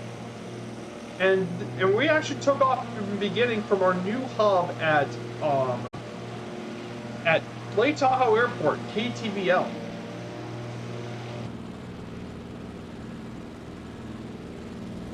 Oh, look at that. Witness behold, guys. There's El Capitan to our right. There's the rock formation.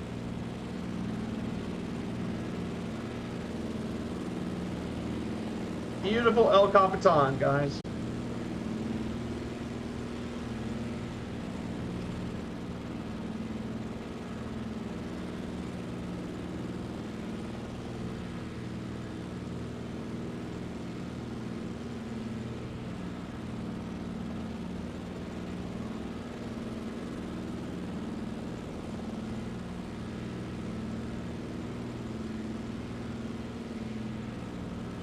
But man, this is just stunning valley.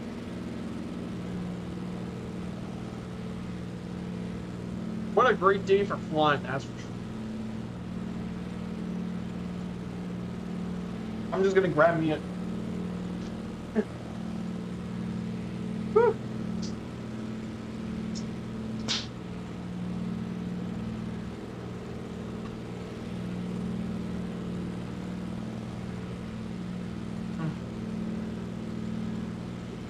So yeah, I want to ask you guys, I hope you guys are doing well this weekend. Did you guys have anything important for the weekend that you feel comfortable sharing with me? Any major plans that happened? Obviously, I was just trying to plan on, I just been planning on this stream as well. And hopefully today, after stream, I'll be working on the notes for it. I'll start working on those.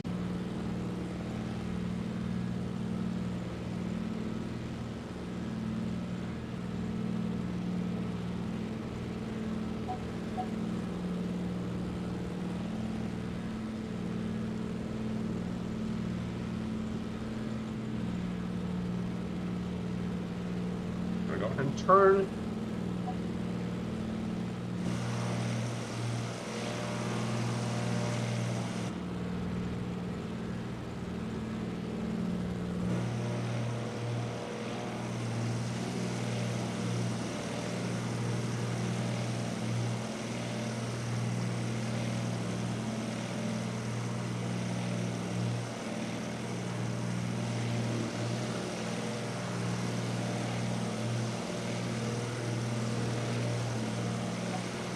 So yeah, it's been absolutely amazing. I just, you guys know me, this scenery is just absolutely incredible with the valley and all that. Just beautiful bushwhack country. And all the amazing people flying along today. There's so many of you guys. I see you, Soren AJ, way up there, Soren AJ. I see you up there. Is the autopilot of the DC-3 bugged? Actually, there is a bug with the DC-3 autopilots. The head in the retrofit version, you can't set your heading on the retrofit DC-3. That is a bug, and hopefully that gets fixed in the next update. But yeah, you can't set your heading bug. So no heading mode on the DC-3. You have to set your navigation stuff. So that is an autopilot bug. Sergeant Staff.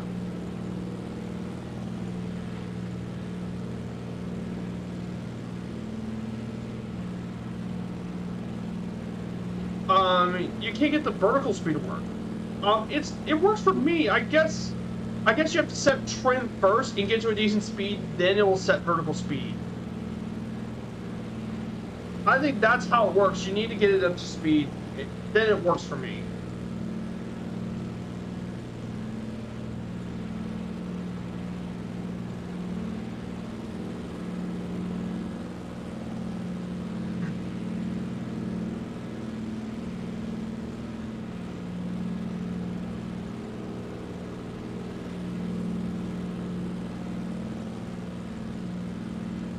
Yep, we're 200. We're not far at all. Let's hope.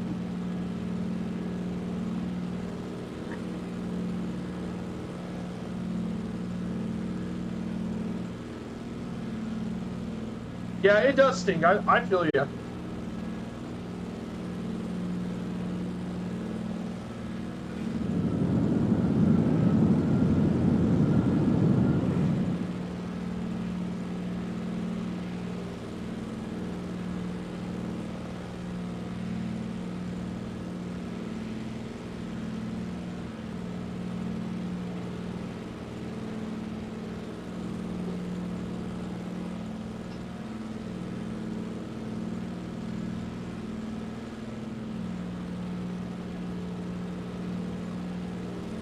me go ahead and put the heading mode and do.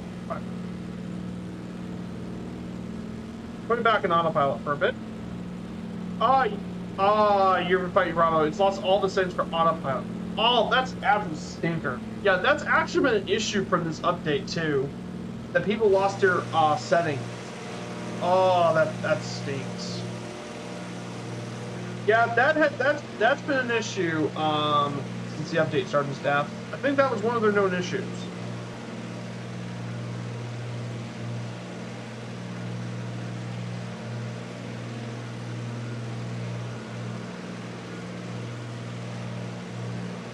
That stinks, Sergeant Staff.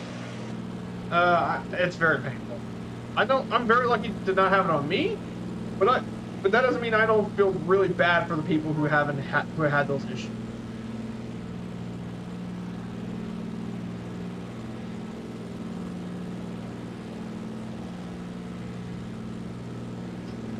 You made a custom layout for the DC-3.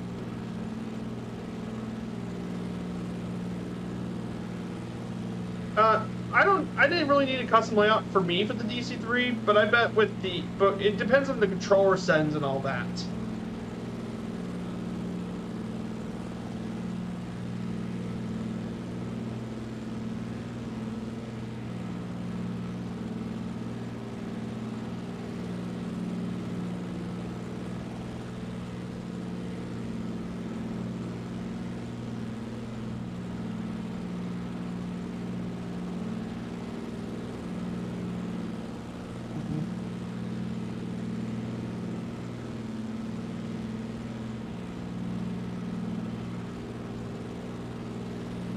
But yeah, it wasn't working, and that explains some things. Gotcha.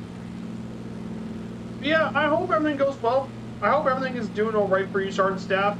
And like I said, you're more than welcome to always be on my stream and just chill out for a bit and let off some steam.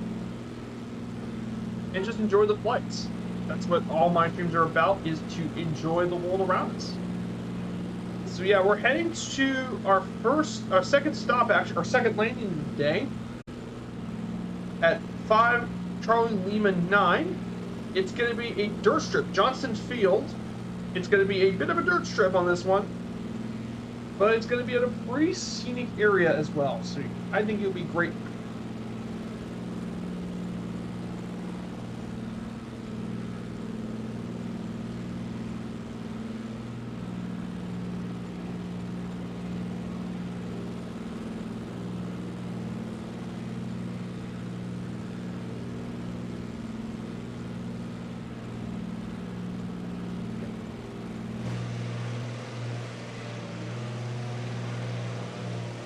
Yeah, so many awesome people here today as well. Thank you guys, like I said earlier, thank you guys so much. It's always appreciated that people fly along. I mean, I definitely don't, like I said, I'll try to make things exciting even when I have no people fly along, but when people fly along, it just makes things so, it turns an already good flight to something even better.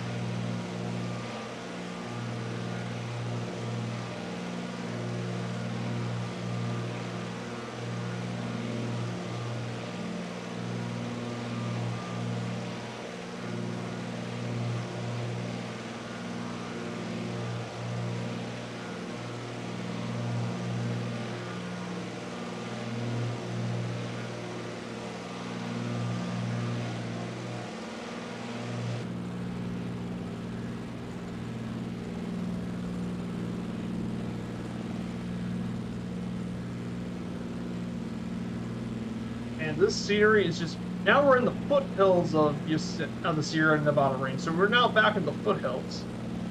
I'm going to go ahead and drop down to around 6,000 feet. We're going to go feet,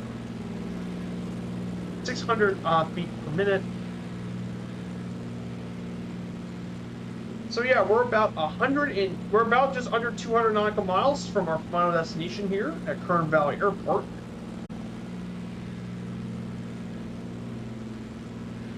It's been an amazing flight, guys. Absolutely love it. Great to take these bush planes on for a flight like this as well.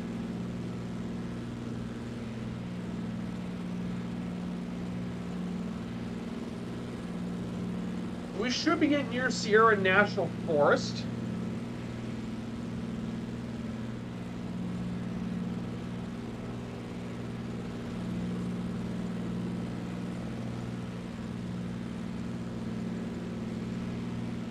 Which is known for a lot of its mountain scenery and the beautiful lakes in the area.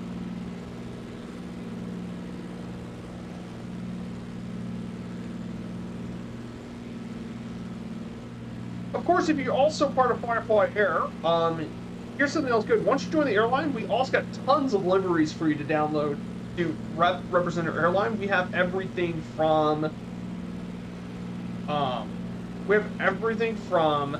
PC-12, the Spinark Spitfire, the King Air. We got King Air livery, a Longitude livery, the Cessna 172, the A320 fly-by-wire, Solo A320, and the Phoenix, the 737-700 models. Got one for pushback. The 146 has a livery as well for the BAE. I mean, there's a DC-6 livery as well. I definitely need to get back to the DC-6, 737-600, Honda Jet, F-18, and the newest Firefly Air livery is the PC-21 from Iris. So we got tons of liveries to represent airlines, and they've been done by the amazing people like Renoy, Cyrus, Kinzui, Kaparia, Icebird.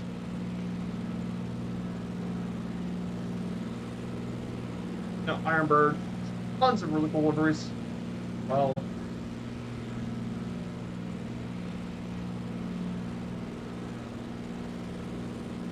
but what a great stream. But I'm very, very happy today. Well, yeah, and actually not too far is going to be Thanksgiving in the United States. Yes, Thanksgiving, get the turkey out and everything. It's the American Thanksgiving, not the cafe version like the Canadian one. The actual Thanksgiving, the better one, the American Thanksgiving.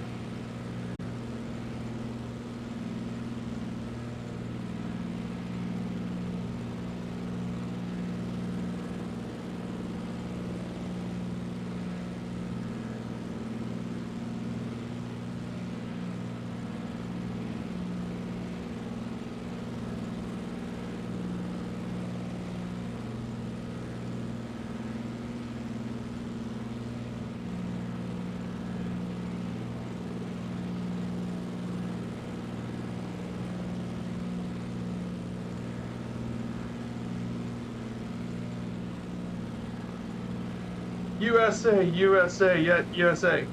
Oh, yeah, the World Cup. By the way, the World Cup is actually on right now. Ooh.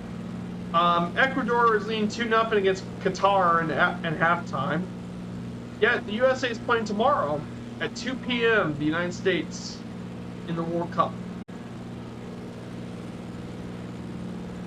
And yes, there has been lots of controversy at this year's World Cup. I don't want to talk about it too much, since a lot of it's very political and stuff, but there has been a lot.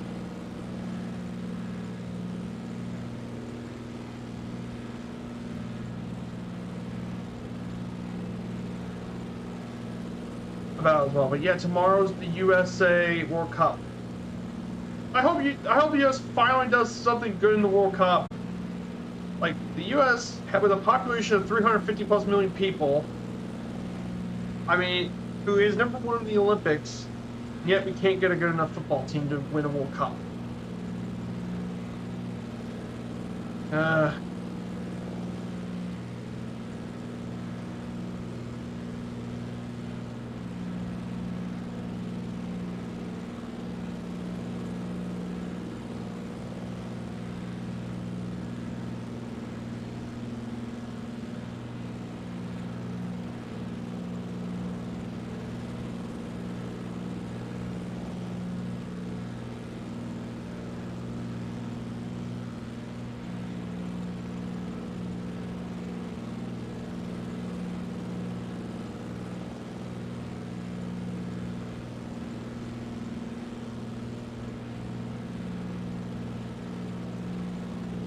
I don't think this year's edition can make it to the final. I'm happy to make it out of group play. Yes, I hope we make it out of group play too. But yeah, anything can happen. It is the World Cup. I mean, anything can happen.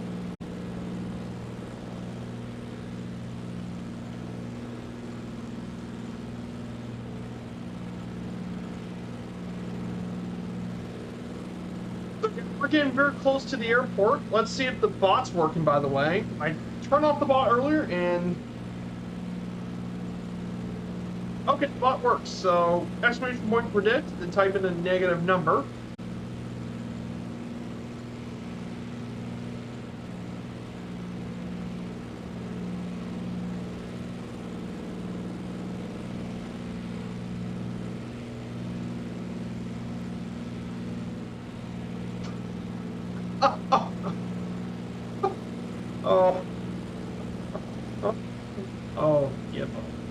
I didn't say a joke. Apparently, a guy in a pub asked me to read guitar players, and he said Eric Clapton, George Harrison, Jimi Hendrix. No, it's because guitar can sound like guitar, so that's the joke.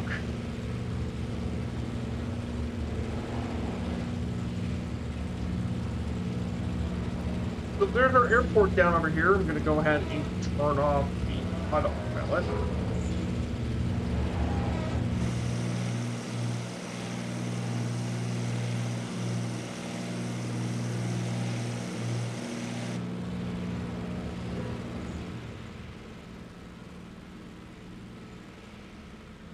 So yeah, we're going to land on runway, and we're going to land straight into 16.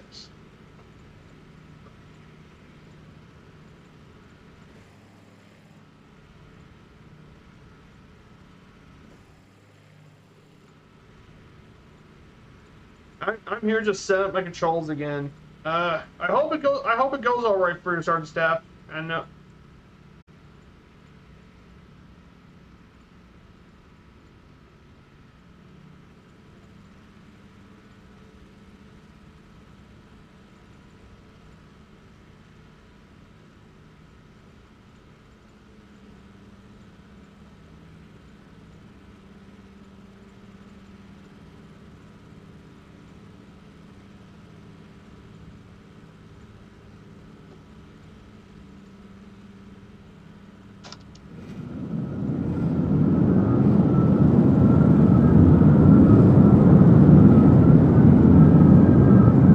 forced to right some wrongs. Let's hope it gets fixed. Landing.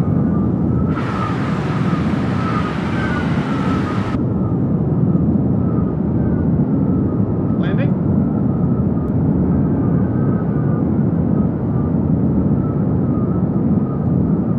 But man, this is another really coolly placed bush strip here.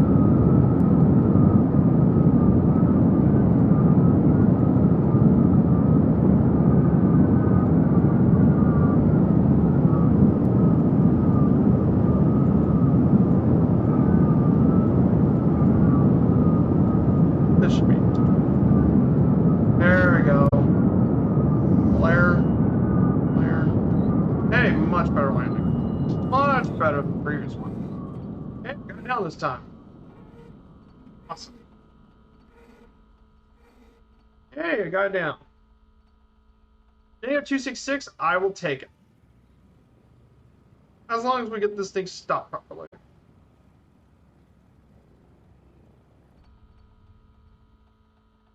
There, much smoother landing. Negative 71 FPM from land rate monitor, but negative 266 here. So yeah, this should be a fun one for you guys. Oh no, Goofier! Oh, you bust the prop. Viperstrike.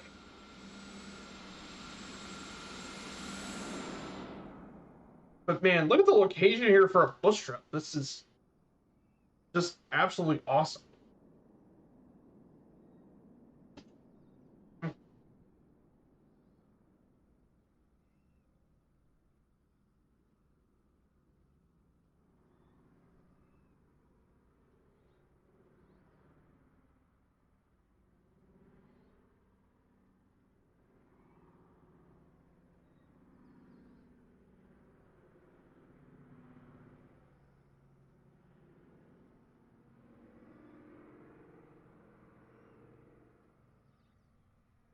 Oh, there's Alpha Whiskey in the float beaver, the beaver float.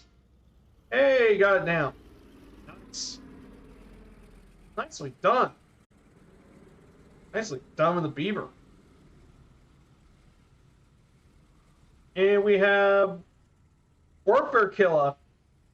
Oh, beautifully done. Beautifully done in the beaver. Yeah, OK Dude's been flying that beaver a lot, and I can definitely see why. It is such absolute joy. It's such a joy to fly. I love the beaver. Yeah, I would love to do back the bush trip series again at some point.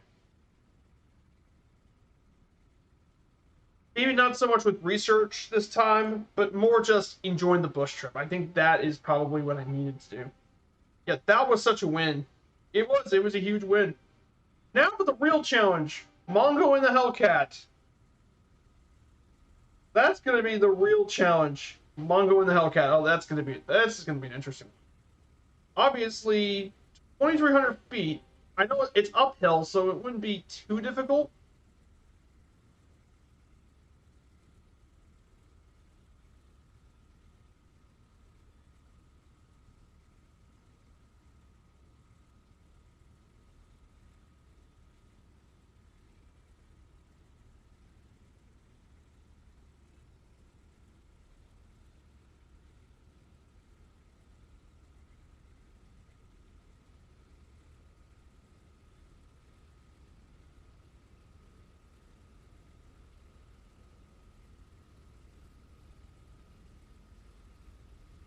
So we're gonna wait for Mongo to get down.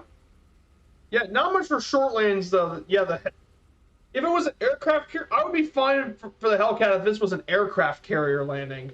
But this is not an aircraft carrier. This is a butch strip. The tail hook is not going to do anything. So this should be really interesting for Mongo as well. So yeah.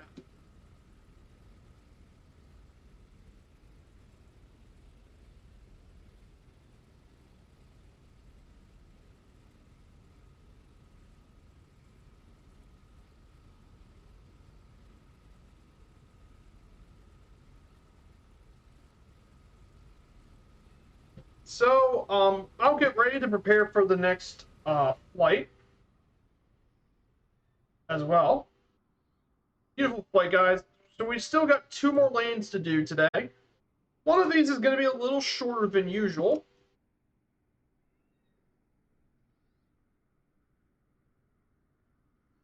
Right.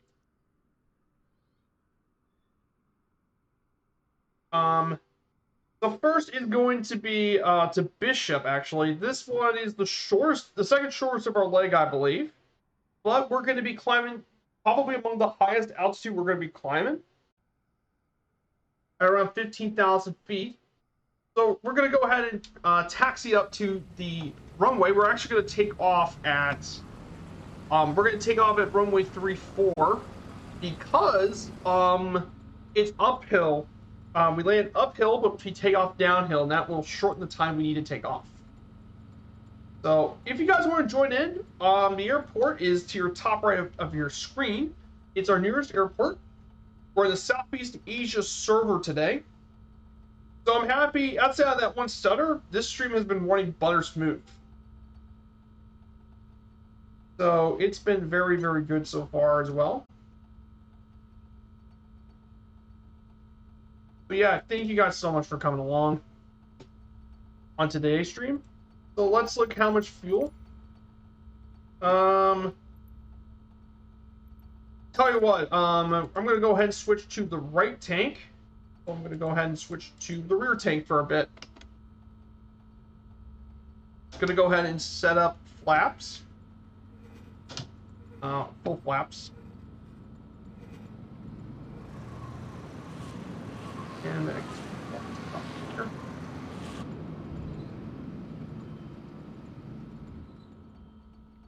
yeah, let's go over here. Oh yeah, and Mongo's about to land. Let's catch Mongo's landing before we take off. We're gonna catch his landing in the Hellcat. Because like I said, I like watching other people land. That's I got that from Murph. Murph was the first person to catch other people attempting to land.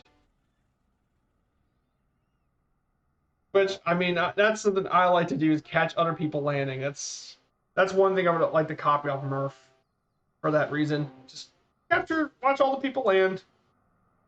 It's always fun. Plus, I gotta run now, says Paparazzi. Thank you so much, as always, for coming here, Paparazzi, and I hope to see you again soon. Okay, oh, here's Mongo and the Hellcats. Hey, bounce. Hey, got it down. Awesome. Now, can you get this thing stopped? Oh my goodness, you did. Awesome, Mongo. Good job. I get the runways vertically straight, and that's why it's easier, but still, that's still a great landing in a Hellcat. Have a great stream, says Paparazzi. Take care, my friend. We'll see you soon. At least you don't play comedy music. Yeah, I don't have pandemic sound, so I don't have the comedic music. At least, yeah. Watch other people land. But to be fair, Murph streams are always hilarious. So it's bound to happen. 56, 60 knots, and we're off. Yeah, I play classical music. I know my soundtrack isn't as deep as Murph's, but I like to play the classical music. It's always good streaming music. Taking off. So we're actually now reaching the geographic center of California, which is a marker on my nav map. We're going to be falling down through a couple of the river valleys.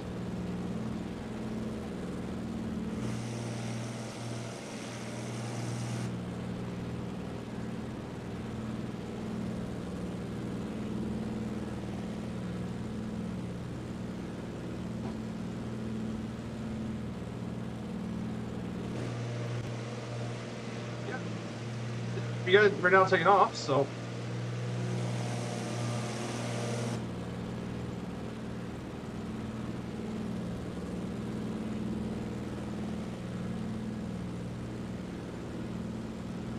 we're gonna climb up to 13. We're gonna actually climb up to 14,000 feet for this leg. So we're gonna have some serious climbing to do. Like I said, this beaver's more than powerful enough to make that climb.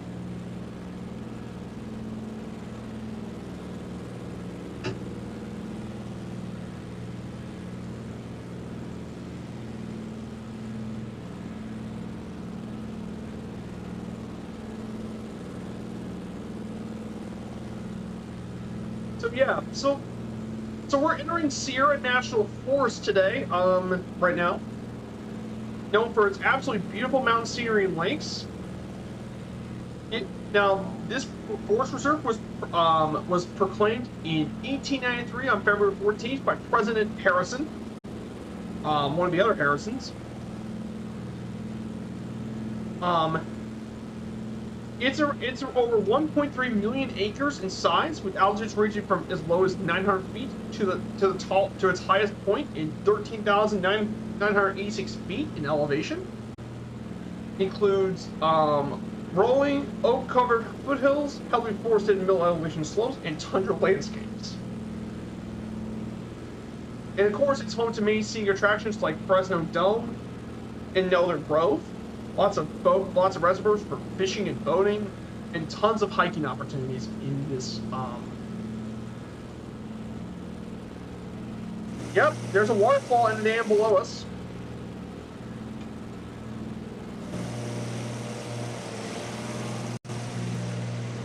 Yep, there's the waterfall and all that below us. Yeah, it's a reservoir.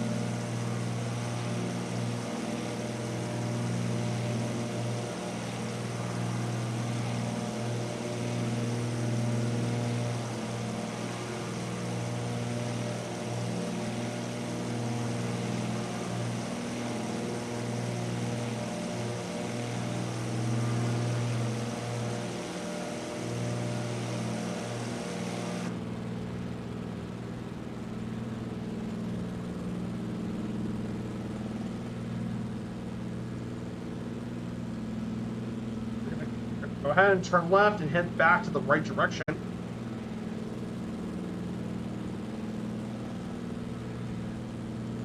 Yeah, parts like this is why I love to do GA flying, just explore the world.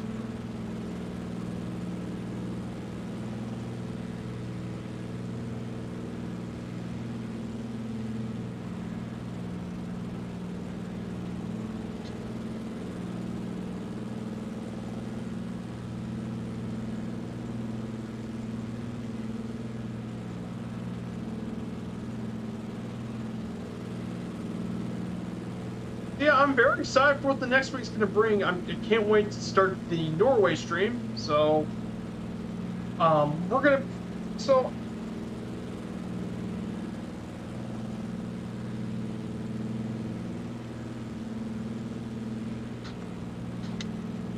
Now, of course, all those achievements are based off real-life Firefly Air achievements. So here's a couple more things about FS Hub that I think some of you guys would like to know since we're here. So first, we have FS Hub has tons of achievements that you can unlock from single flight achievements, both short hauls and long hauls. Like for example, one of these is an A380 flight, where you can take airliners and stuff and fly on those routes. There's an airliner achievement. There's also GA achievements as well to other locations like Lukla, Saba, and St. Bartholomew for dangerous approaches. 2 multi-flight achievements, including Route 66, which is what I completed back last week. I did a Philippines trip, which Philippines is a really underrated country to fly in the sim. The Philippines is a very cool area in the sim. And then also our airliner is actually going to have an achievement. Our own airlines. A VA has its own achievements. We have a couple streams. We have Birth of an Airliner, KLM. We have one based off KLM for the 2 Firefly Air, others based off Warbirds. And here's the first achievement we've made, group achievement. A flight across the Atlantic Ocean.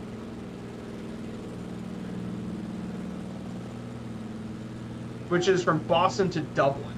2,500 nautical miles flight across the Atlantic Ocean in a 737, which is pretty cool.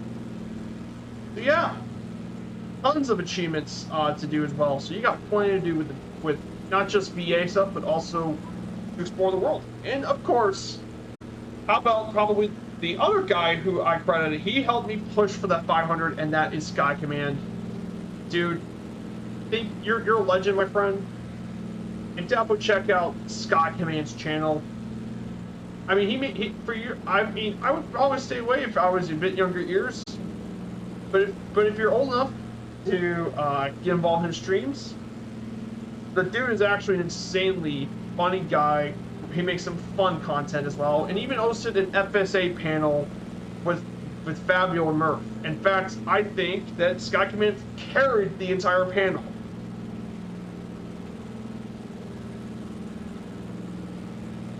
Oh, bye, Goofy. Oh. Goofy doesn't.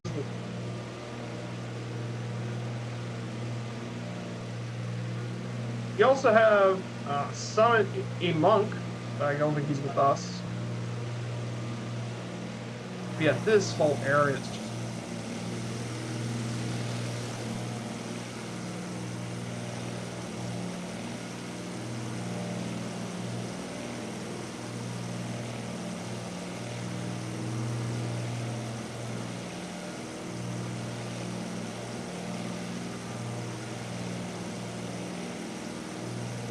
But just such a great area to fly along.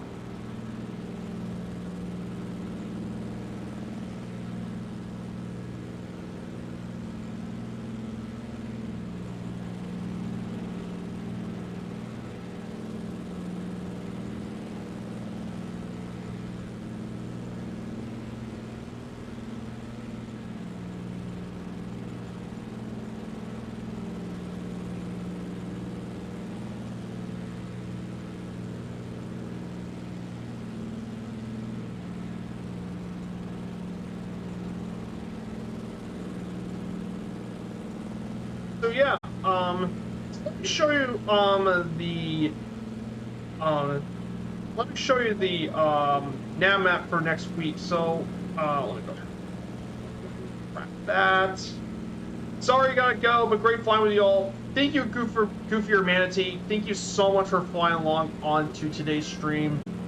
It's always great to see you in the air with me, and I hope to see you again soon, my friend. So have a great rest of the day. So let me show you what I'm talking about for the Norway tour. So it's based off the FS Hub Norway achievement, but I added a few things to the route. I added, for the first leg, to Stavanger and some stuff on Virgin, and then I also added a waypoint in Trondheim. I'll probably add more when the time comes. But basically, we're flying all across Norway, from the very bottom to the very top of Norway, and just fly along the beautiful mountains and fjords of the area. 2,200 nautical miles. I'm going to be doing 2 legs. Each stream will be a 2 legs. So it'll be a 2 legs. Every single stream will be a 2 legs flight. So that would be for next. On Wednesday, we'll be starting this journey. I'll post more stuff on the Discord and keep track of everything around it as well. Let me go ahead and load back the flight. We're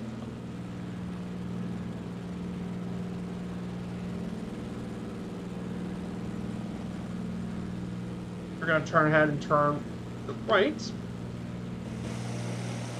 Yeah, this area is just great. Sierra Nevada National Forest. Like I said, this is going to be a longer stream than usual, but I mean, I want to spend as much time with you guys as I can for today.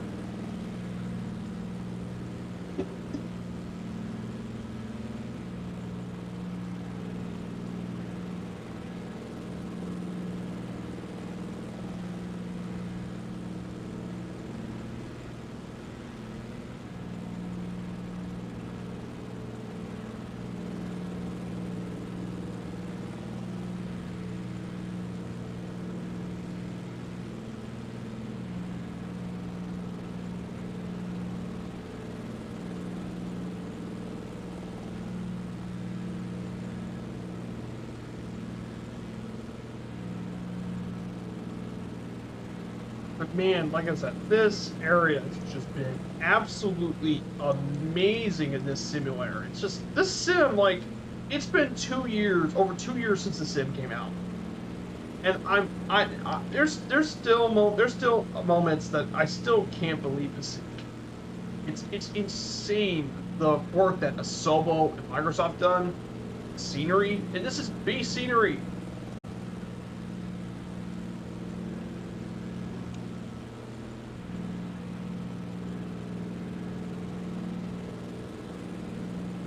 Just incredible.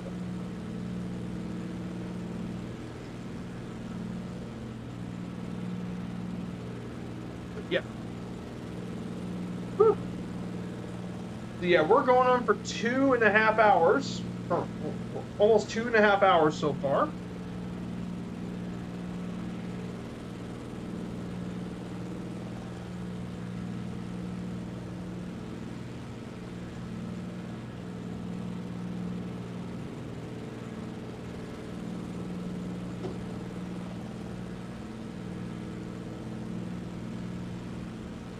So if you look to your left, you can definitely see quite a few of the hills and valleys. You're gonna have to go soon. Thank you. No problem, Alpha Whiskey. Thank you so much for flying along for today's stream. Again, a massive thank you for coming along. Well, I hope you have a great rest of the day, and you definitely have, and hopefully things go well for you.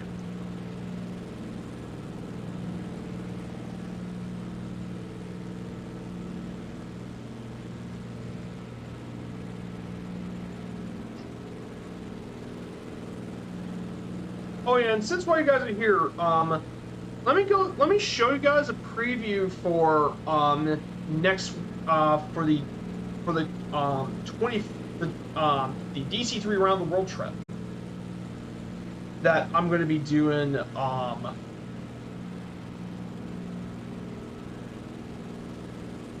Let me show you guys that. All right.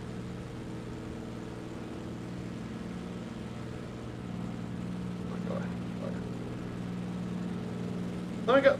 Thanks for leading us through the stunning area. Oh, no problem, Alpha Whiskey. I love this area, and I wanted to show off the new hub and show you guys this new location.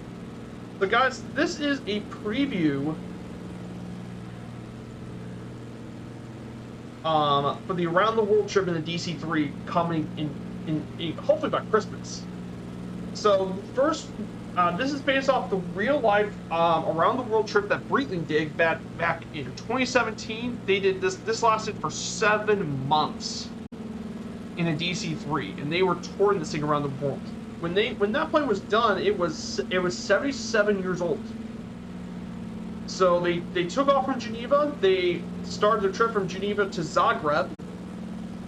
Then from Zagreb, they ended up doing a 586 nautical mile trip down to Athens over some beautiful scenery in the Balkans.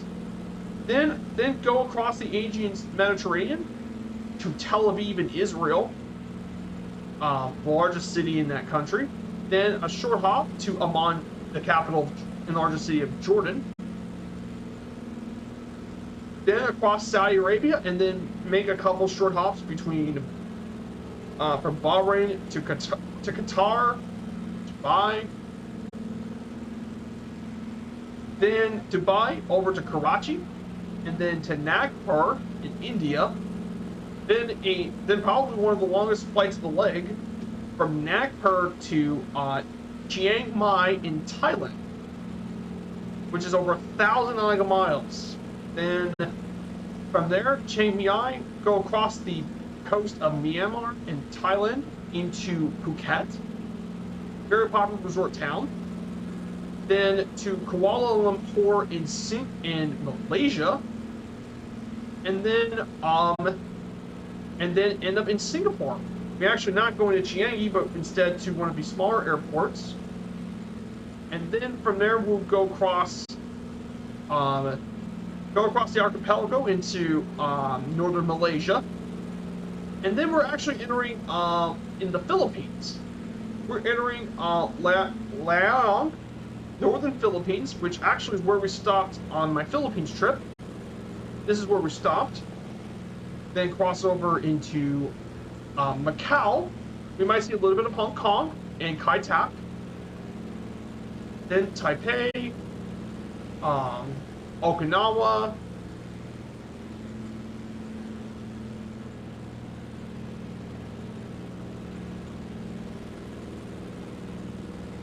then Shanghai, then Japan, then go through all the different parts of Japan, and then we got to see, then cross over the sea, which is the longest leg, into Cold Bay, Alaska, then we get into Anchorage, Juneau, Seattle, Aurora, San Francisco, LA, Grand Canyon, Phoenix, Houston, Dallas, St. Louis, Oshkosh. Yes, that plane went to Oshkosh. Chicago, Toronto, DC, New York, Boston, Quebec City,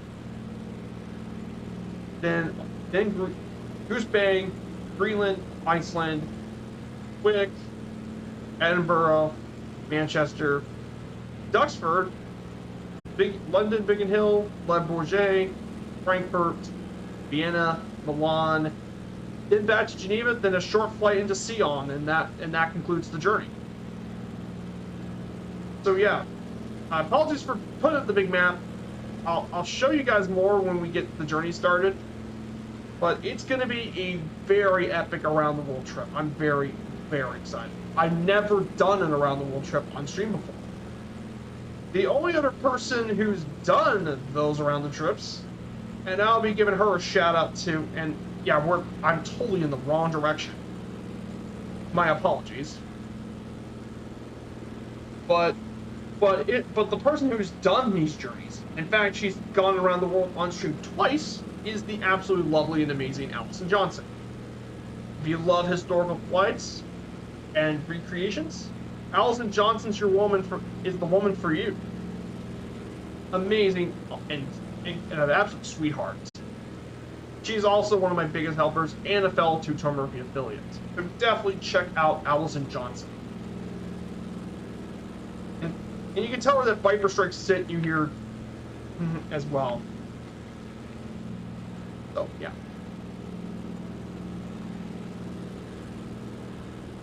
Yeah, we're going to have some climbing to do. We're going to have to climb. Can I even make it up here? I think I could. I mean, if it was a Twin Otter, I wouldn't have nearly as many issues if this was a Twin Otter.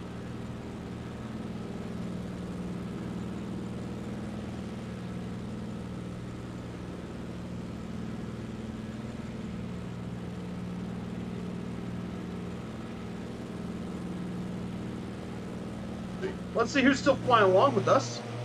So flying along, we have Killer Warfare and Alpha Whiskey. Great to have you guys in the air. But man, this has been one of my longer streams. However, if you guys remember back in July 4th, I did a very special July 4th stream. And I had over 100 slides with me, but I flew from Norfolk, Virginia to Boston, Massachusetts. But that flight was, I flew over a lot of cities and destinations. I flew to Washington, D.C., Philadelphia, Gettysburg, Britain, New York City, Concord, basically lots of historical information, and I was doing that to talk about American history. Like, at least early American history, up to the Civil War period. But that was a ton of fun. And of course, here's another longtime supporter who helped me with the 500 follows. I'll be one of my biggest supporters overall, outside of Murph, has been the amazing Foxtrot. Good to see you, Fox. So yeah, we're traveling through Yosemite National Park in the Beaver, an absolute joy of a plane to fly in the sim.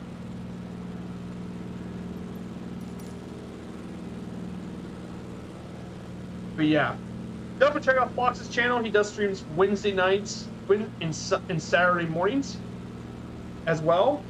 So definitely check him out. He's doing a lot of GA stuff like me.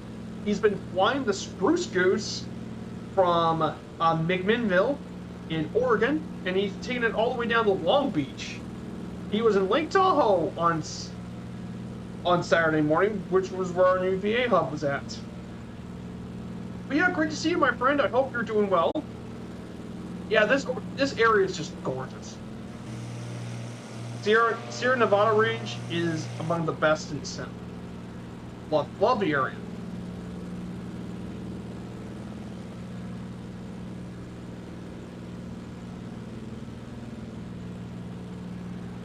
I'm just trying to get enough altitude so we can get up here.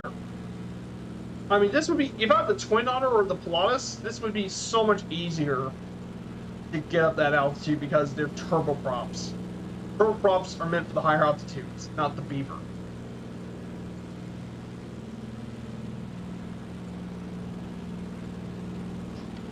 Yeah, Cellular Lake Tahoe. Yeah, I mean, the VA hub was perfect. It was perfect location at beautiful Lake Tahoe. And like I said earlier, we're soon going to add more flights. We're going to add flights to Bryce Canyon, to Monument Valley, Navajo Mountain, some of the bush trips here in Idaho, for longer GA flights.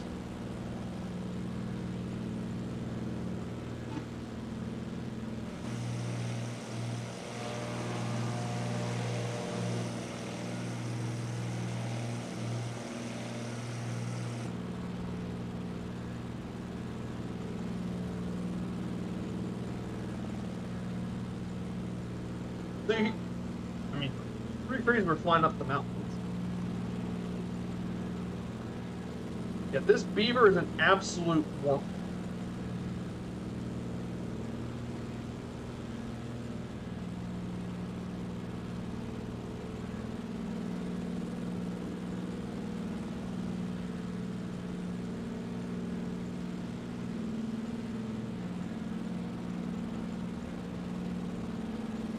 So yeah, and staff and Sergeant Staff says hello to Flocks as well. Yeah, we're coming through the mountains. We're heading up to Bishop for the second to last landing of today, and that is where I'm going to be getting able to refuel. I need a refuel, so because the longest leg of the trip is coming up, and that's going to be a long flight because we're going to be going through Mount Whitney and Kings Canyon. That's going to be.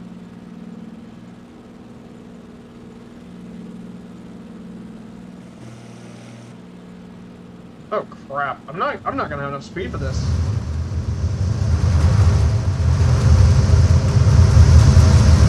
Oh boy. Oh. Oh god. I'm dead.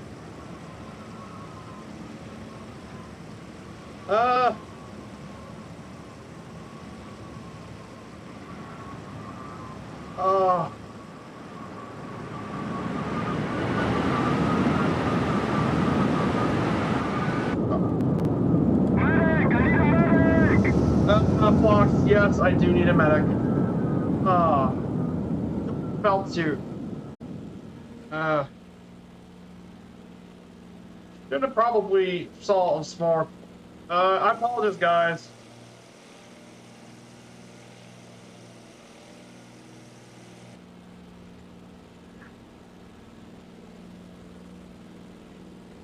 I'll save you. No worries. I redeemed it, but ain't got no gas limit. Hey,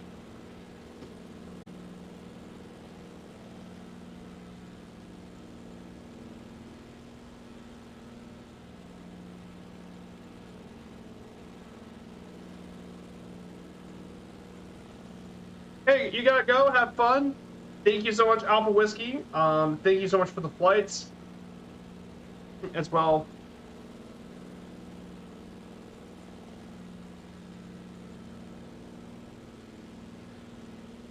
Okay.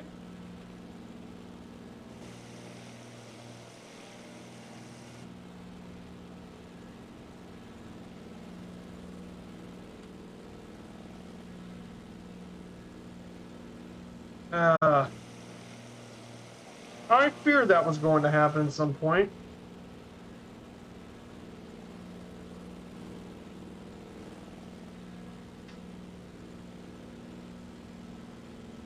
I don't like the slow.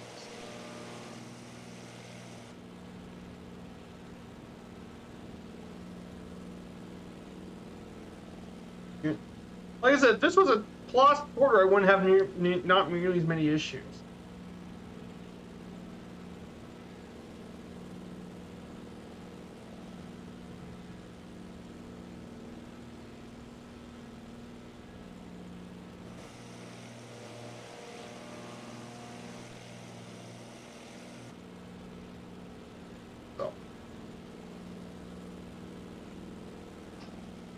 Like, Mongo is not having any issues because he's in the Hellcat. So, have a great flight and congrats on 500. Thank you so much, Sergeant Staff, for coming along as well.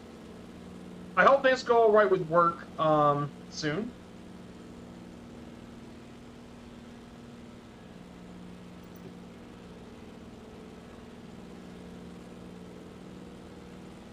Okay, I think I see a way out now.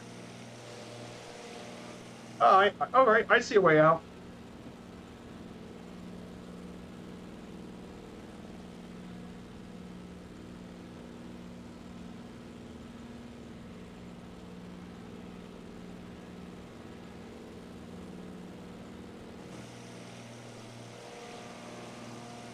Hey, I made it.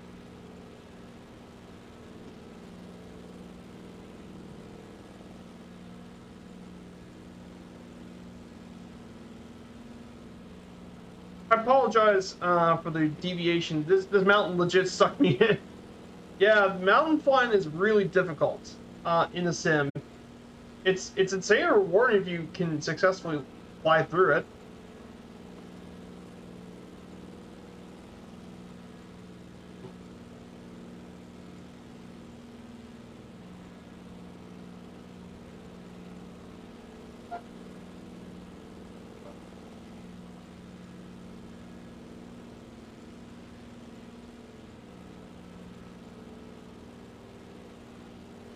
Oh, I made it. This area is stunning. I'm having a little bit.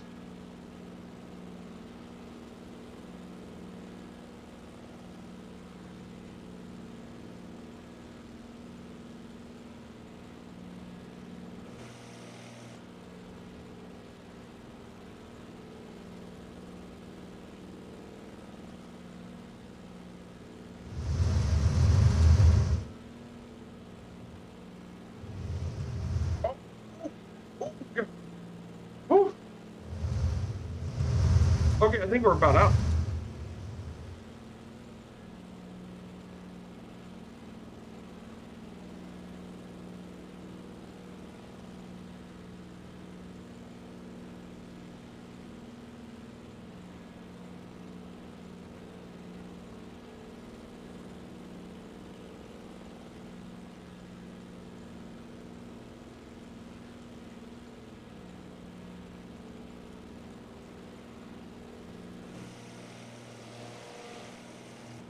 All right, turn back autopilot, and I'm going to increase it to around 13,500 feet.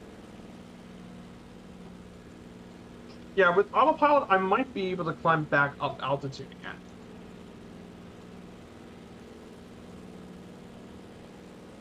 Yeah, this is a tough leg.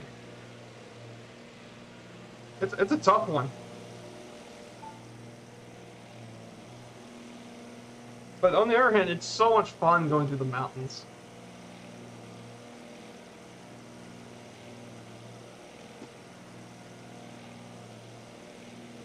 So, this airport we're visiting to is Bishop.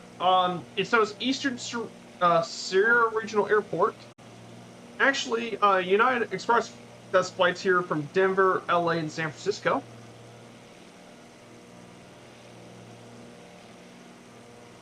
It was historically known in World War II as Bishop Army Airfield. After the end of the war, it was turned into an Air Technical Service Command as a storage airfield where they stored a lot of planes. Then it was a test site, and then it now became an airline service. Mainly with turboprop, top jets and all that floating here. But unfortunately, this was famous for being, there were two major accidents, but the first major accident was in 1974 when David Lloyd Wolper, when his crew was filming a Nat Geo history thing on Australopithecus, which was found in the area. He was actually killed during one of the flights, a Convair 440 flight. And it killed all 36 on board, including the crew members. But the director himself did not die. The film showing was actually recovered in the wreckage and broadcast in the TV show Primal Man.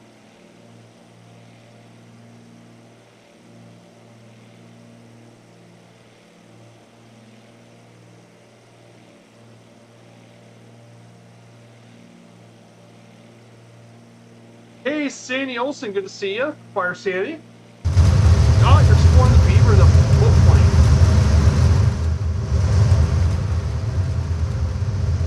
Well, let me pick up speed.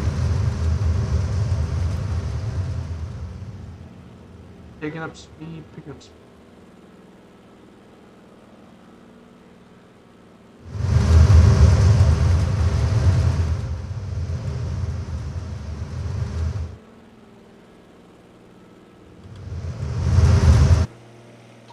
I'm gonna go ahead and lower the trim. No, autopilot this time, you gotta turn off. Yeah, the Beaver is fine when you don't need autopilot. You don't need autopilot to fly the Beaver, it's a smooth plane. Alright, now we go over the gables, and now we could just go ahead and just prepare to make the descent into Bishop.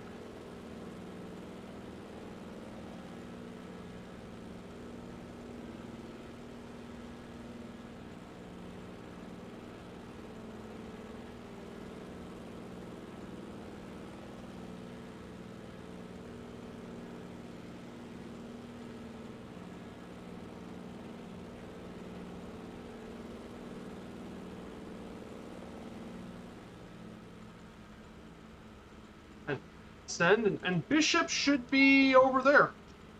Here's Bishop.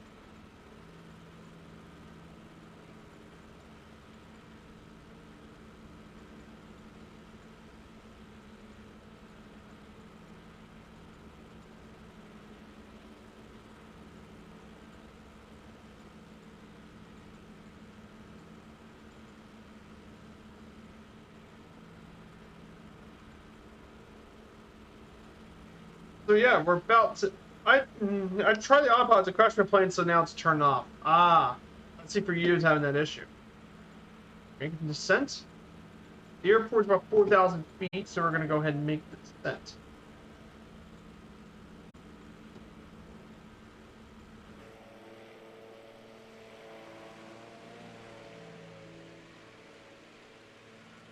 But man, that was some really crazy flying. Oh, that was some really crazy flying.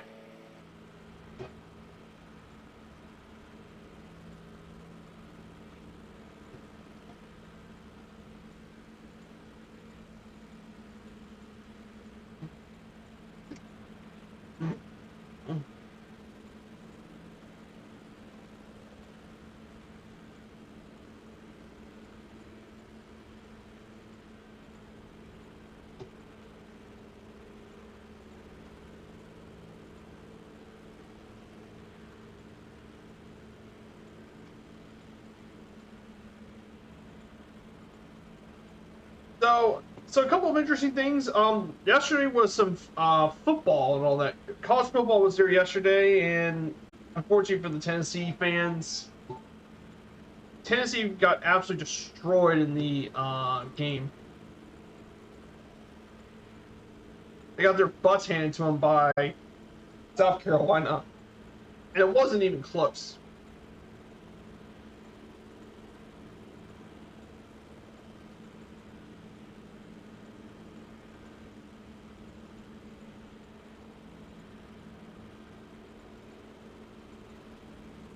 The Beaver's a good point. The autopilot definitely had issues as well. Maybe that gets fixed by the next update.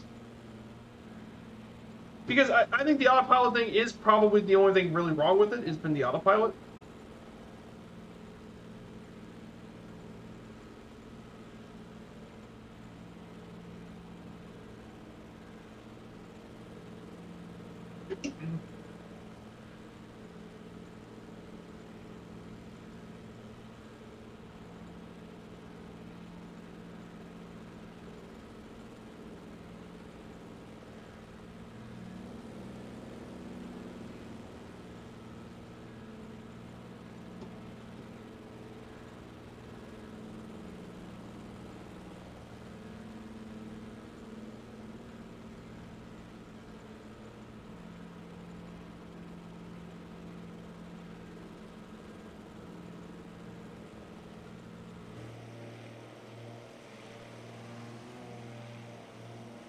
Yep. So basically, we're getting to that altitude now.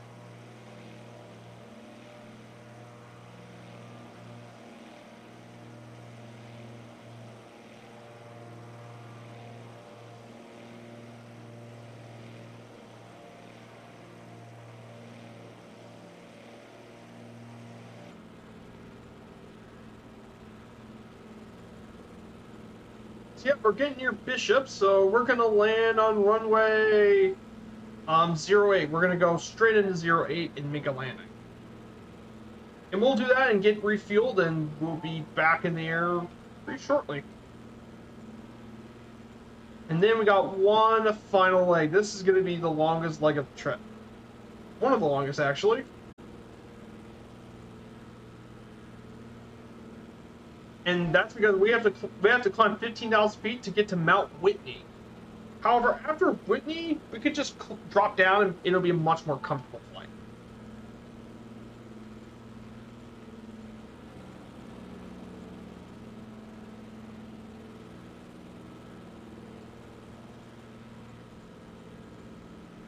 So yeah, guys, I hope you guys are liking this flight today. I wanted to do a scenic flight for today, a bush trip. I haven't done one of these in so long.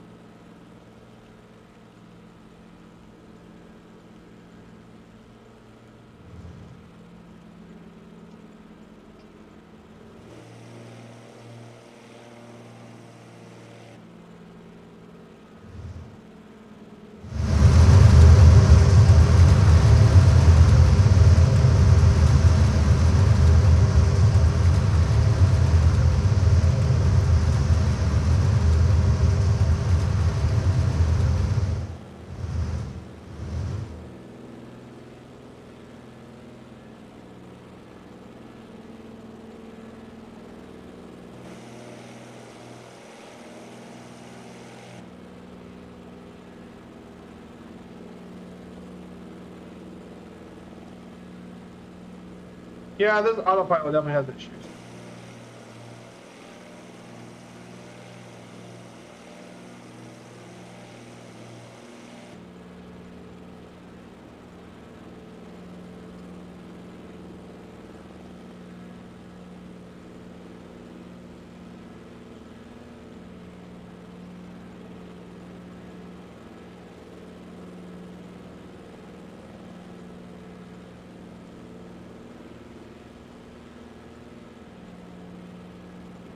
I rate the Beaver 100%. You took off from St. John's and going unknown that does not exist. Ah, gotcha. So here at Bishop, we're about to get the landing. Exclamation point predict.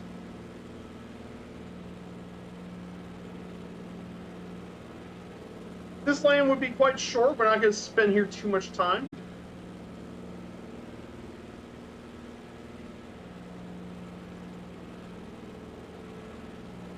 And that's because we're going to have to spend some time trying to climb our way up.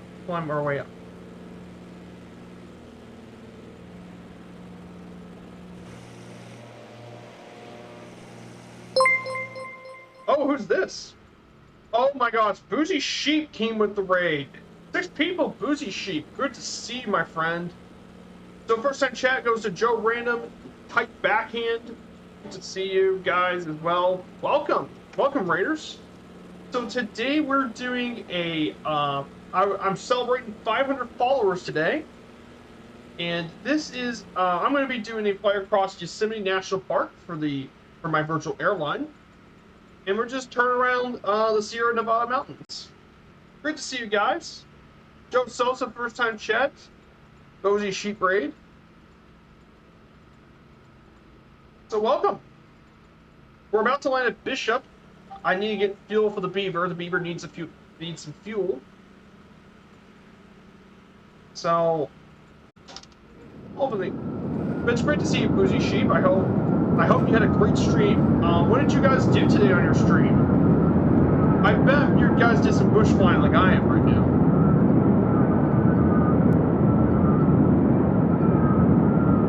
So we're getting landed at Bishop. We're gonna get enough rest, and we're gonna head through Mount Whitney and all that. In the Beaver. So we're going to get this Beaver the ultimate high altitude test. For altitude. Oh, Bolivia. Bolivia's great. Ah, great choice. Bolivia's a beautiful place. I did some PC-12 flying. No, PC-6 flying in Bolivia a long time back. Bolivia is absolutely fantastic bush country. And then you flew the Floyak and St. Martin. Ah, St. Martin. St. Martin's beautiful. I'm going to be visiting St. Martin in February in real life. I'm going to be visiting St. Martin in real life. I'm going to be visiting the airport, Princess Juliana. I'll be visiting their IRL, so hopefully I get to catch a few planes landing there. But it's a beautiful, beautiful site. Dude, it is absolutely beautiful. Bolivia is just great. So yeah, I'm just waiting for Warkilla and Mongo to land, and then get some fuel, and get ready for the last leg. So I'm gonna go ahead and get the fuel ready. Remember, this Beaver doesn't have too much range.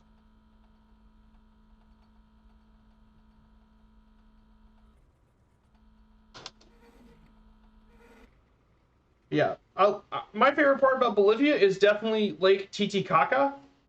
If you ever visited that lake, it's a massive lake. It's similar to Lake Tahoe, which we flew over earlier on my stream. Me and my group flew over Lake Tahoe. But it's absolutely stunning bush area.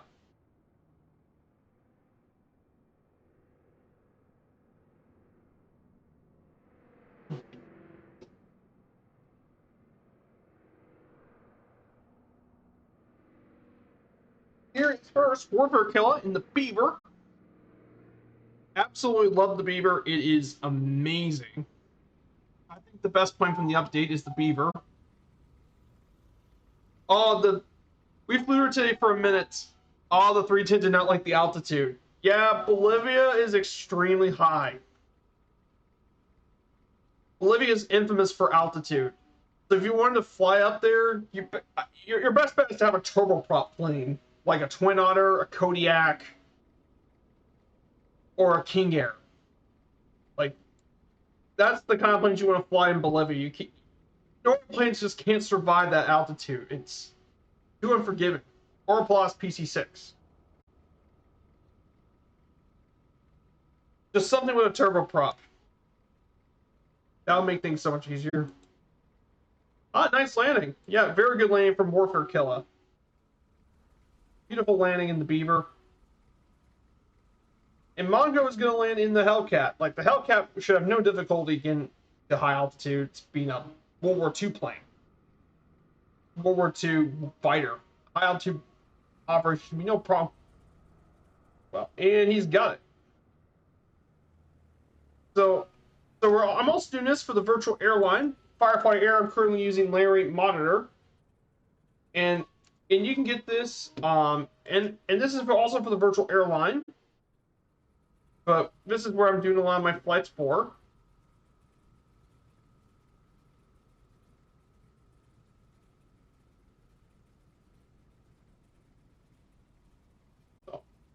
Yeah, 15,000 feet.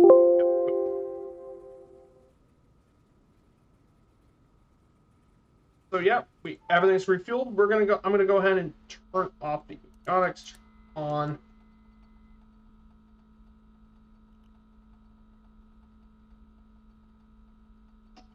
So we're gonna go ahead and get this back off to runway 08. We're gonna go back. If you guys want to join along with this beautiful flight, I'm on Southeast Asia server, and our airport code should be on the top right of your screen. Kilo Bravo India Hotel.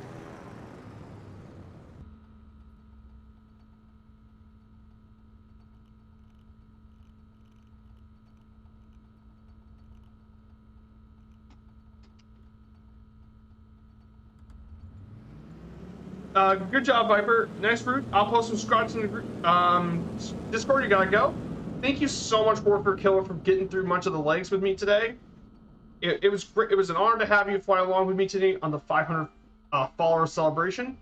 Thank you so much. I would love to see the pigs on the Discord. And you guys, speaking of Discord, here's my Discord. And if you like what you see, follow along. We're doing these flights on Wednesdays and Sundays, which is GA.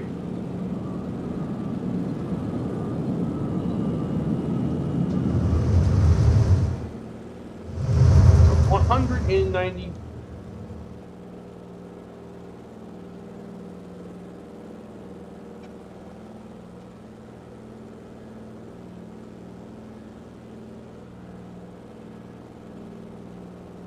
And put that.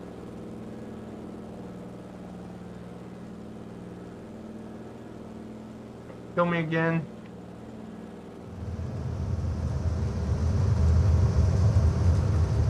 There. Thanks for the stream. You have to run for a bit. No worries, and congrats to 500 plus. Thank you so much, Mongo. I hope to see you soon, Mongo. And thank you so much for being part of today's stream.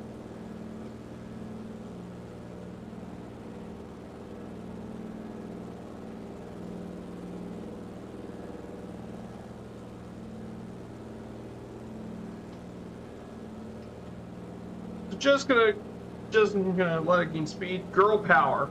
Yep.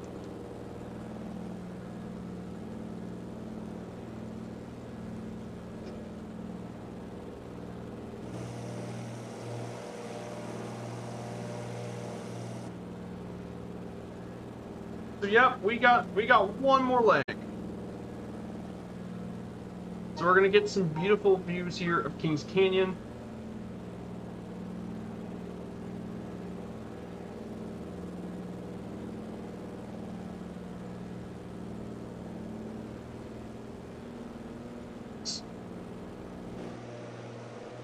Yep, one final leg here. Took off from Bishop. We should get near to Kings Canyon National Park. According to my research, Kings Canyon National Park was originally established back in 1890 as General Grant National Park.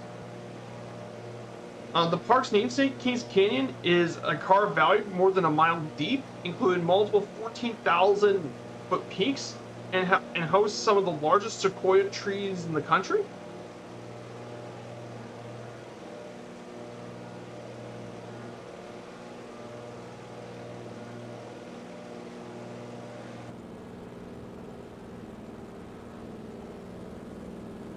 Yeah, it's big. It's a big national park. But here's the thing: despite its size, Kings Canyon National Park is the least visited of all the Sierra Nevada national parks, like Yosemite and Sequoia National Park.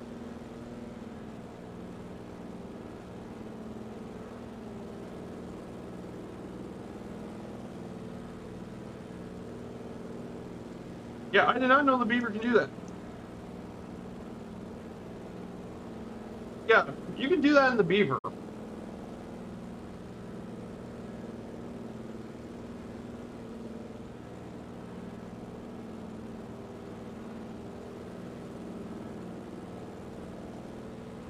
I said it's a good plan for exploring. It is. Just don't forget to change the fuel tanks when you get the chance. Like I said, this beaver can be a little thirsty. Say for the least.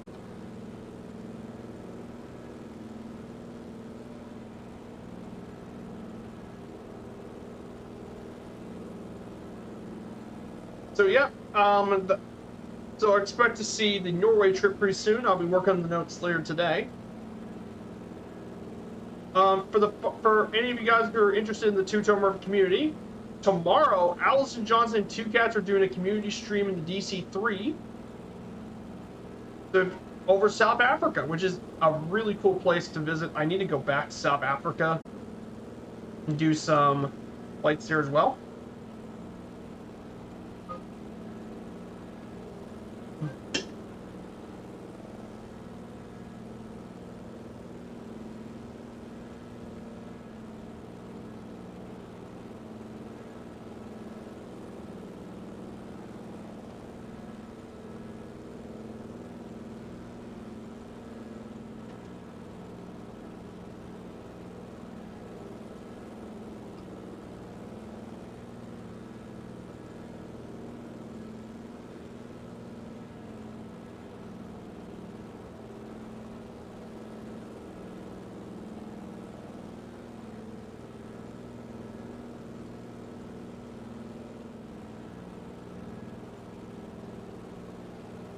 Just using it to pick up a bit of speed.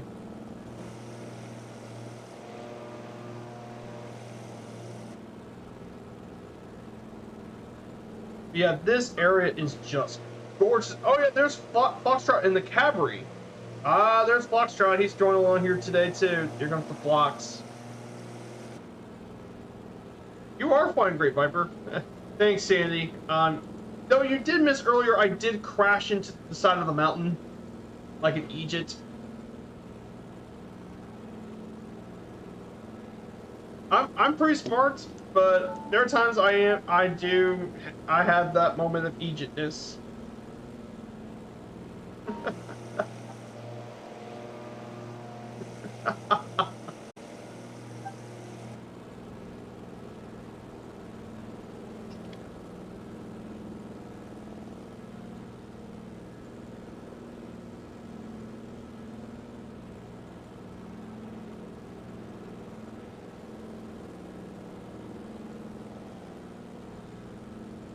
So we're about 97 nautical miles left, so we're going to go ahead and...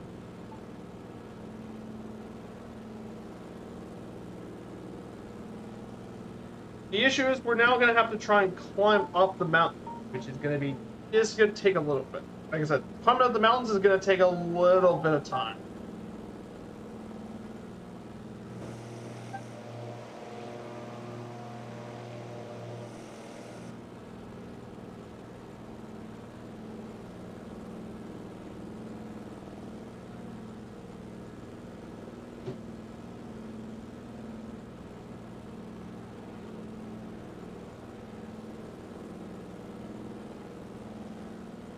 Viper is flying to the unknown that does not exist. Yeah. This part of California is just really nice.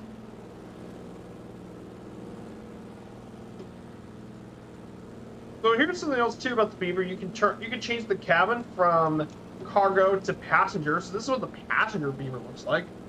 So if you ever do a seaplane tour of like a glacier, in this case Mendenhall Glacier,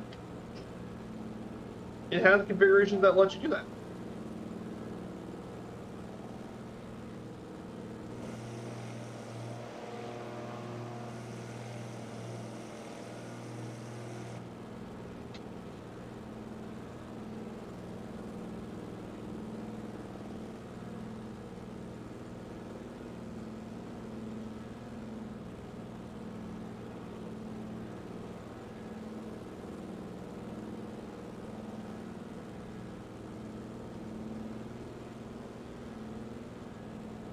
I gotta lower the mixture a little bit. We're getting to a higher altitude, so we need to check the mixture. So yeah, this is going to be the last leg, but it's going to have some absolutely amazing mountains. So definitely check that out as well. And look at this, we're about over 3 hours. I forgot to check the time. 3 hours of streaming. That's, like I said, I don't stream usually for this long. That's as long as I normally stream. So some of the unique things about the Kings Canyon, there's lots of different watersheds and basins throughout the area. It's home to all sorts of plants of wildlife, like the American black bear, the Sierra Nevada bighorn sheep, mountain lions, mule deer, and a whole range of bird and reptile species. And of course, there's all sorts of sequoias live here, including the General Grant, the second largest tree on the planet. Can be found here. It is over 2,000 years old. Actually, it was thought to be 2,000 years old, but in fact, recent studies suggest that the planet's actually over 1,600 years old. Its circumference is around 107 feet of circumference, and the height of it above the base is 267 feet.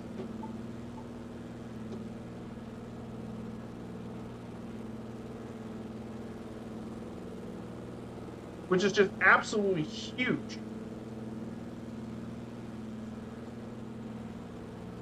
In terms of the largest sequoia tree, the tallest is actually in Giant Forest Grove in Sequoia National Park.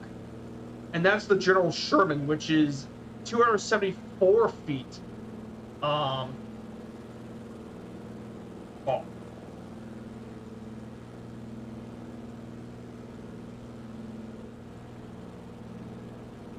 Yeah, absolutely enormous trees.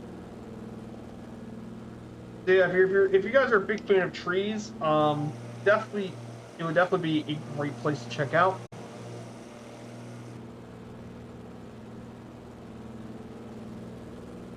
I mean,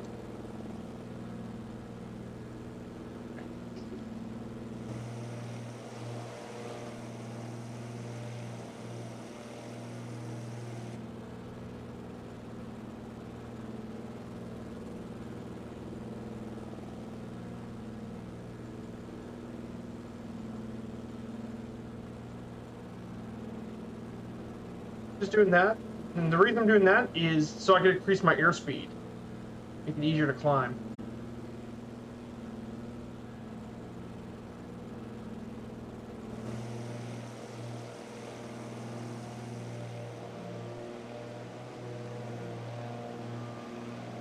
I mean, wow, that is just, oh, okay, that's a screenshot moment if you ask me.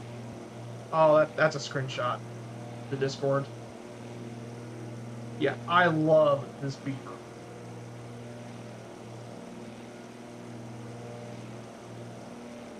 And I better turn that around before I accidentally crash into something. Get myself killed.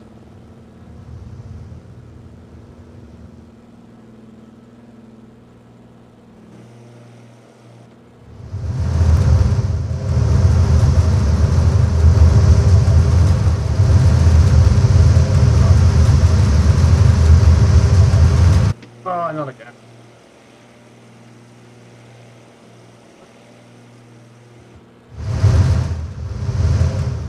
I don't like using slew. At the same time, I don't want to accidentally crash my, so I'm going to go back the opposite way. What I was trying to do is go back the opposite way and use that to pick up more altitude. So I got to circle around for a little bit.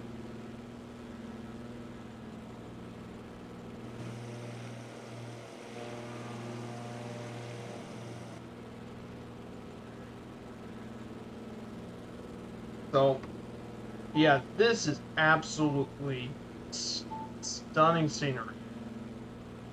VFR map unknown does not exist. Really? I haven't checked the VFR.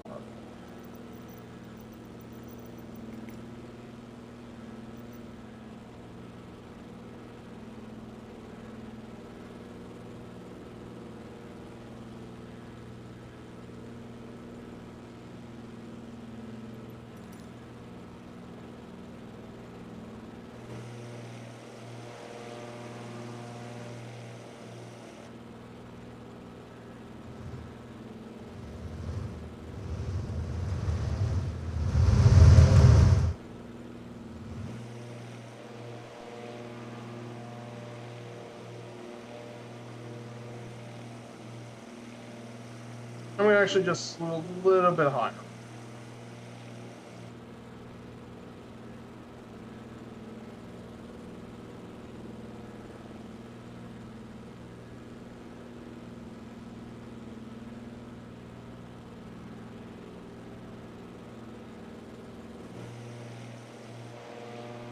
Okay, now I might be able to climb up some of the mountains. So, once we get through Kings Canyon, we'll be heading to the California's tallest peak. Once we get through Kings Canyon, and that's the highest mountain in the contiguous United States.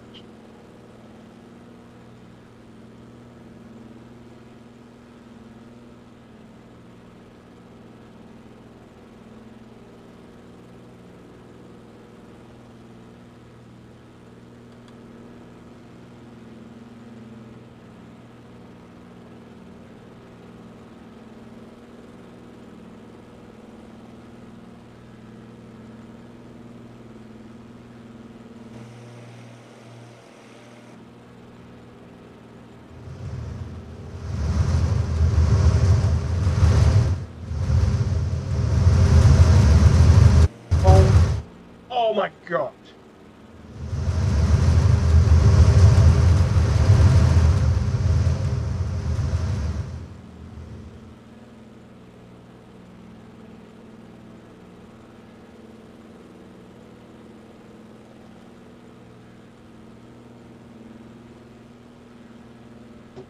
Oh, my engine died. Oh, sorry to hear about that, Fox. Slow down the back of the side of the mountain. Rep, rest in peace. Rest in peace. Rest in peace for the Fox.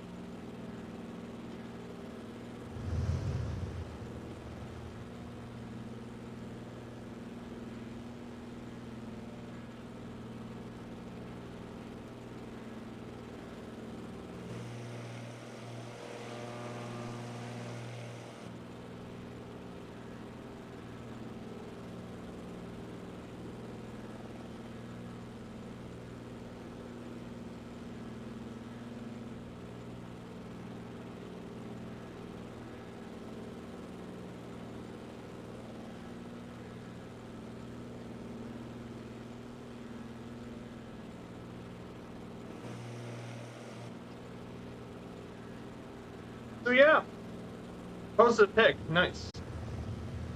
But yeah, the view, oh, the view is just gorgeous.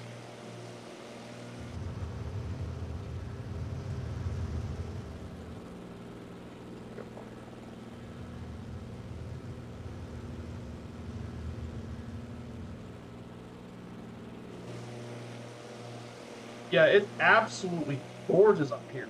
Now, obviously, this beaver's struggling to keep power. Man, the view is unbelievable. Yeah, we're gonna get near Kings Canyon pretty soon.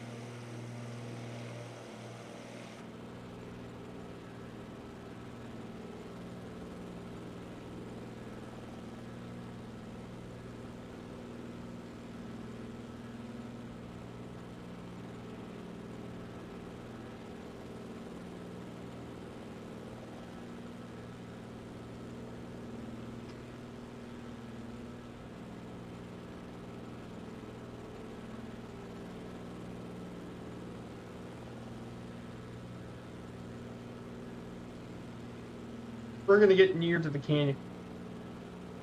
But thankfully, once we get past Mount Whitney, we can start heading down the mountainside. We can then start heading down to the cliff and descend back down to a much lower altitude, much more forgiving altitude for the beach. But yeah.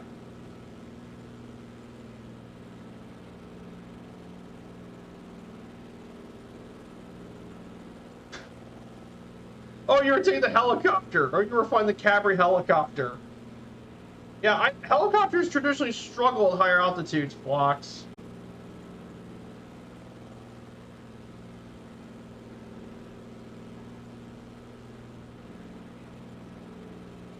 You probably should know that.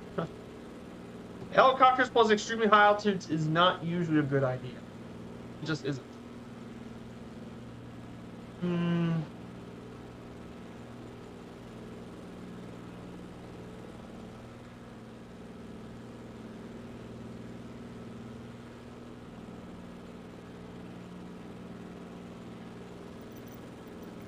Yeah, it's a recipe for disaster.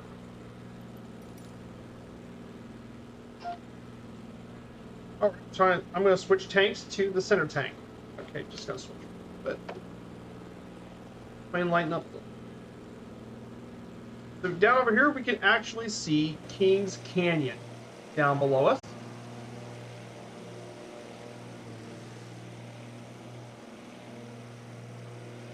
Is beautiful Kings Canyon. Well, is it? Your spelling disaster is right.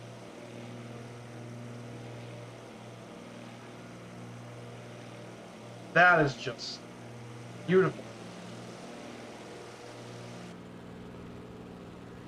Yeah.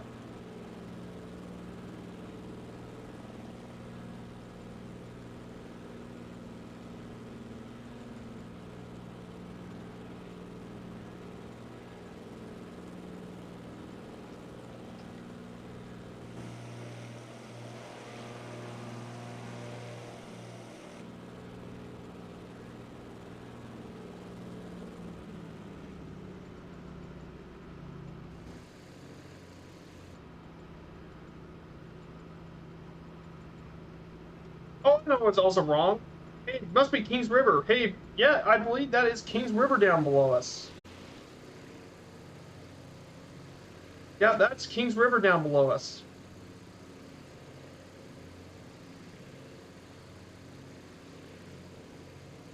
Oh, that is just awesome. Yeah, that's Kings River down below us. Oh, that is awesome. Look at the view of this canyon.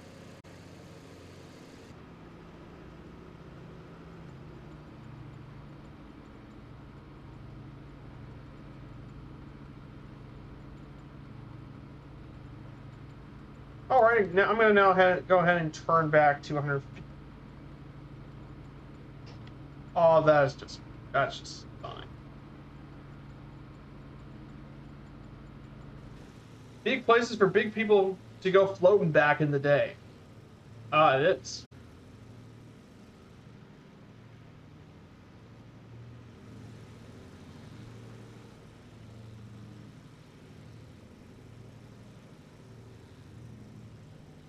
That is. Guys, take a look at the view.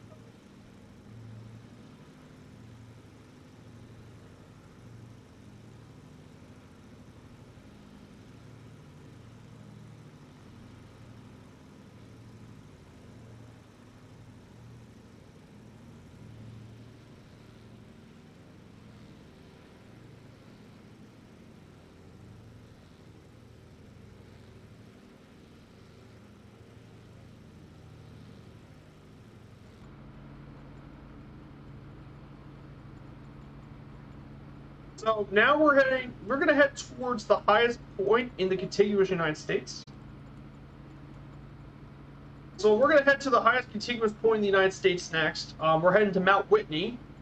At 14,505 feet is the highest mountain in the contiguous United States and the highest mountain in Sierra Nevada. And it's actually only 84.6 miles apart from the lowest point in the country, in North America, the Badwater Basin in Death Valley, which is where First Creek is usually at. It's home to some unique plant wildlife, the sky pilot, which goes to high altitudes and all that.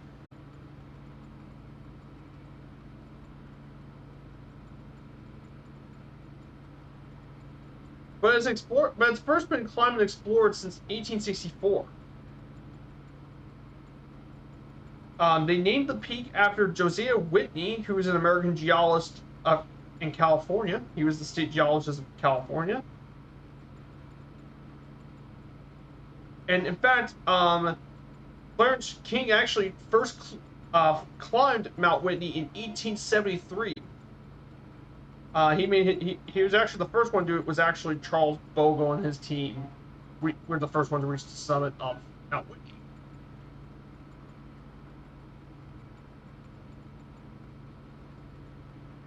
Here's a funny fact. After World War II, there was actually a movement to rename Mount Whitney Mount Churchill after the former British Prime Minister. But, however, it didn't happen, so it remained Mount Whitney.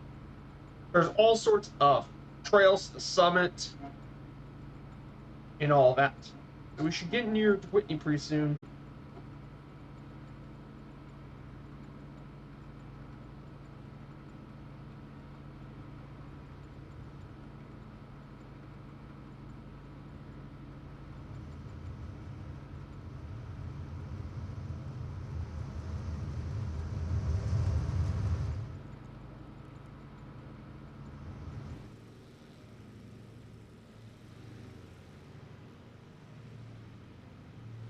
But man, this area is just awesome.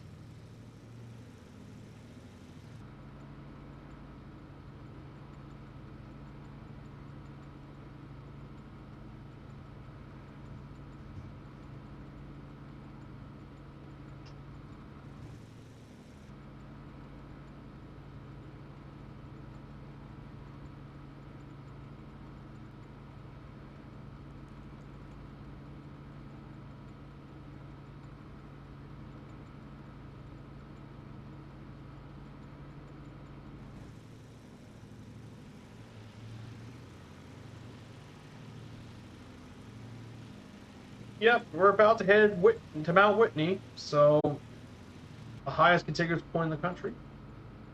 Oh, not property. Further. So yeah, apparently at high altitudes, I lower the RPM of the props.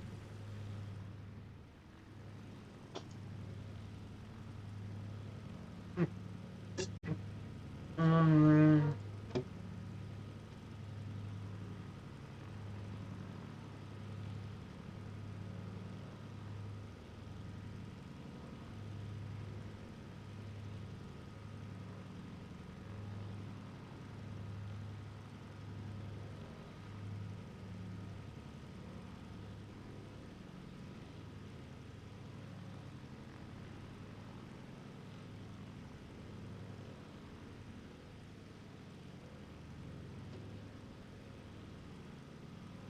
Oh, it's the airpins you want to actually decrease prop.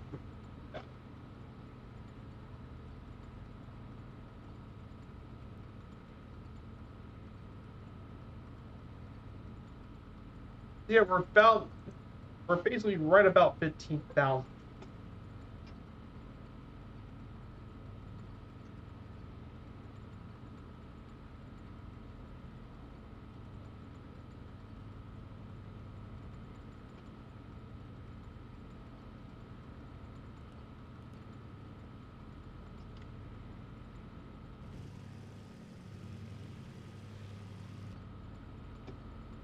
Yeah, but the good news, guys, is once we're out Whitney, that would be the last of the really high altitude stuff. The rest of it, the Beaver can have no problem handling it, and we'll be going through Sequoia National Park.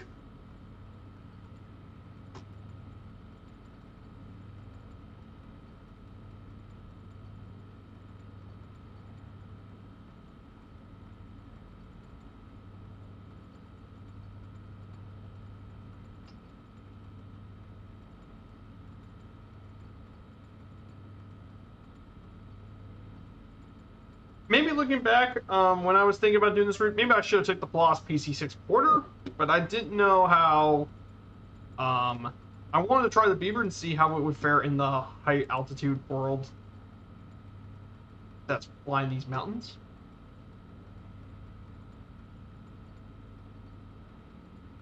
Post in Discord. Have a good rest of the day. Thank you so much for posting on the Discord, Flykilla. I'll go ahead and give you.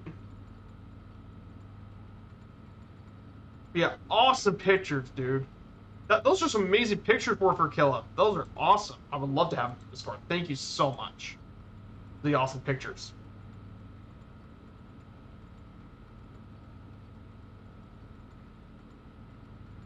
Yeah, 15,000 feet, so we're actually pretty high up.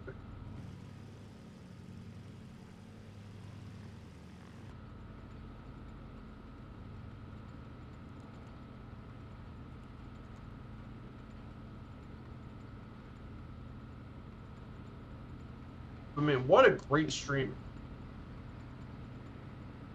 So, thank you guys so much for sticking around for the entire stream. I mean, it makes me really happy to be here with you guys. And in this, I could not think of a better way to celebrate 500 followers. Hopefully next year, my goal for the end of next year, 1,000. A big 1,000, that would be my goal.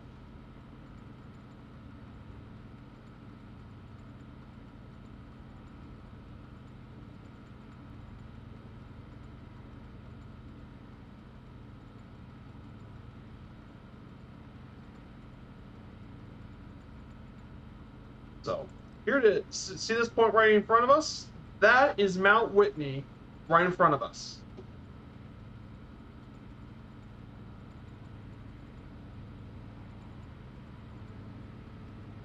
So in front of us is Mount Whitney, the highest contiguous point in North America.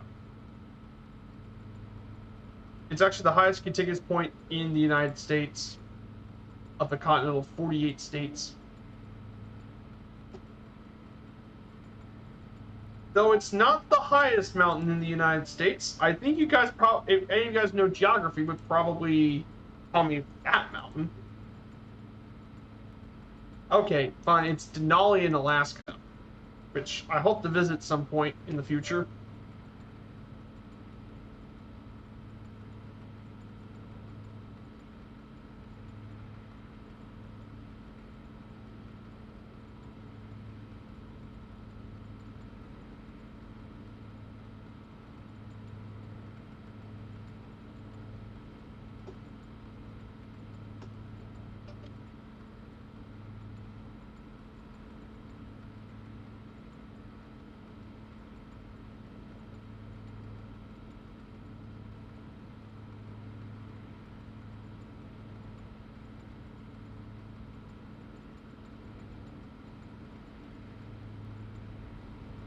But man, this is just... So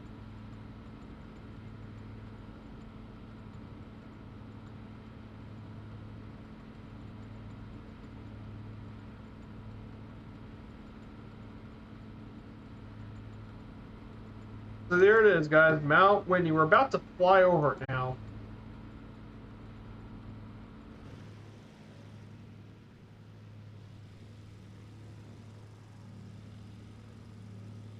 Whew.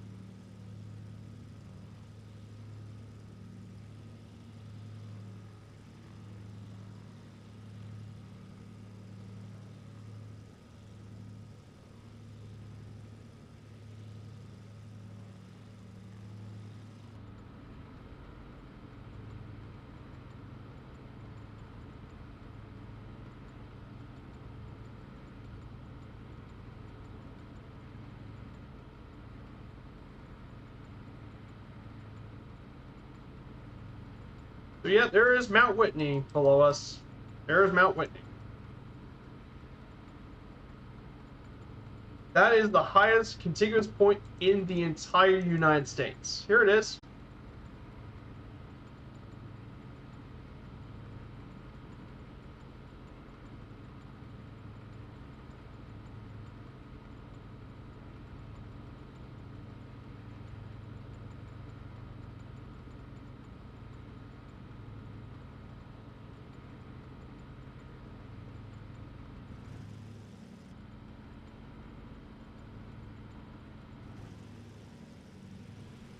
Here is the famous Mount Whitney.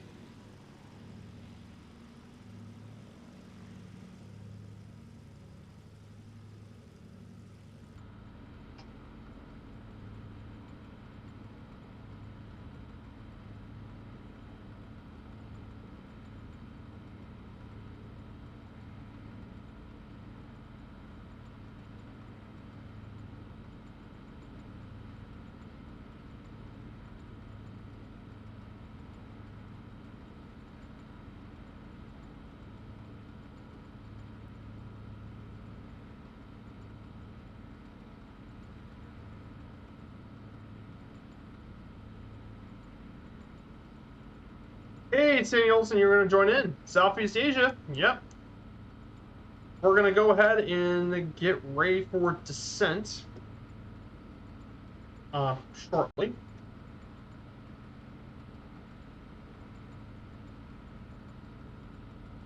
Yeah, stream is going really well. Haven't had any stutters today, which is really, really nice.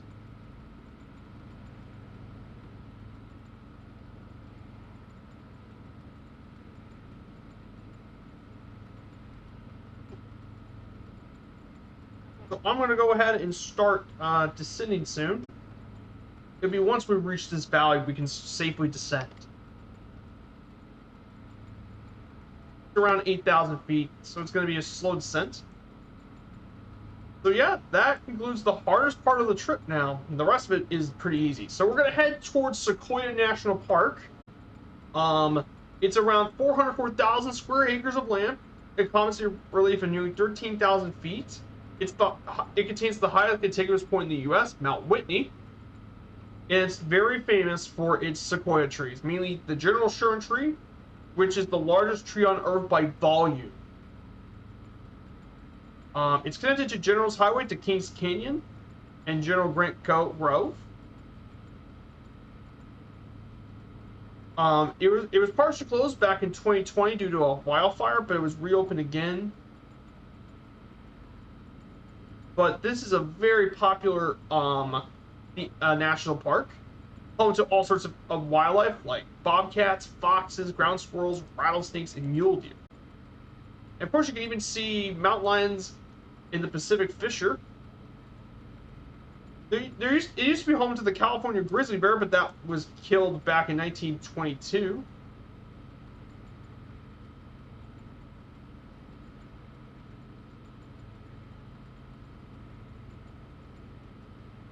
But people have actually settled here since 1000 AD. It was first home to the Monotchee Native Americans who settled here.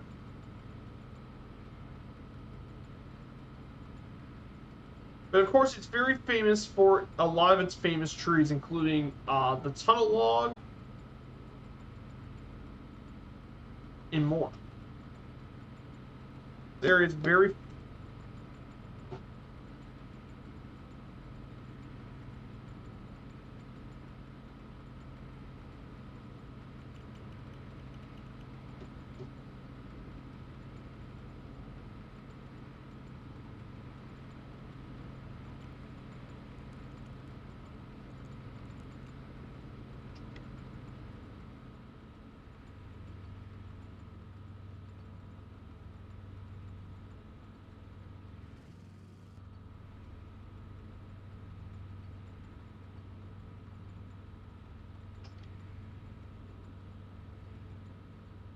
So yeah, we're about to descend. So let's see who's flying along. Jersey TV's coming in. He's coming in an F-16. F-16 for him. Boston's still way far behind. Good to see you, Jersey TV. I see you in front of me. So yeah, we're about to descend in with the Beaver. I mean, just look at the view. Yeah, we're getting to the much easier part of the trip.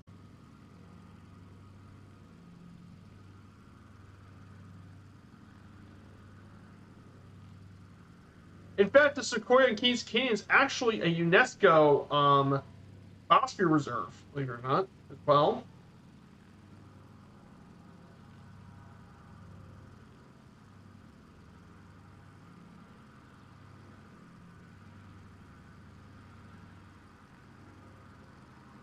Oh, Jersey is in the PC-6 Pilatus. Yeah, good choice. Looking back, I probably should have took the PC-6. That thing would have no issues at that extremely high altitudes. It would have no problem with it.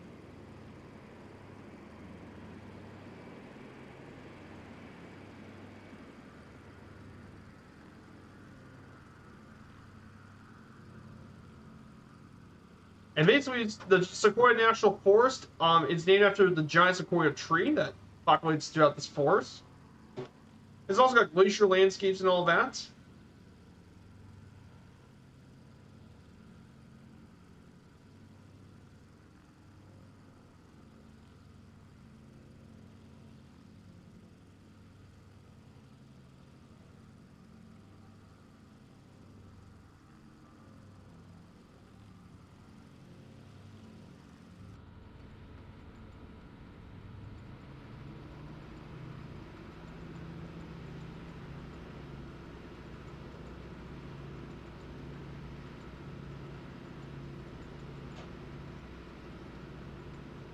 Man, this whole area.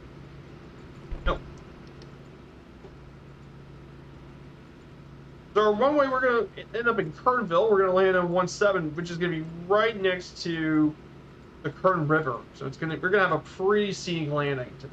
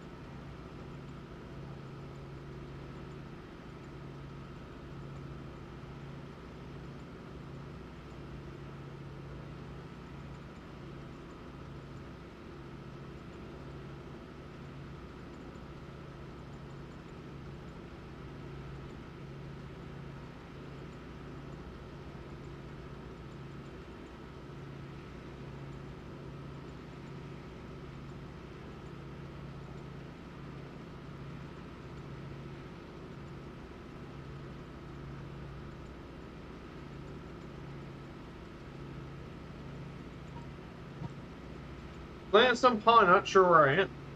Ah, where'd you land at, anyway? Yep, find you.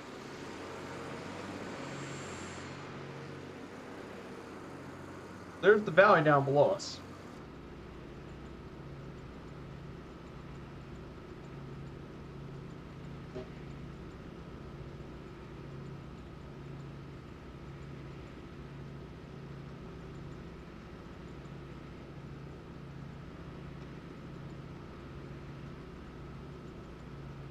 Whew.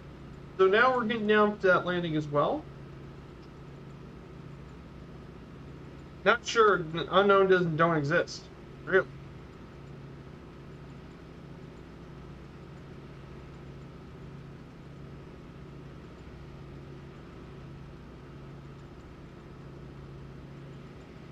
So yeah, so I'm gonna be giving you guys the notes for the Norway trip starting on Wednesday. So maybe hope to see you guys then. We're gonna be starting our trip from we're gonna be heading over to Stavanger and Bergen. So we're gonna be visiting those two iconic little towns here in Norway. And I'm gonna be very excited to see what kind of flights we're gonna be doing today during that time.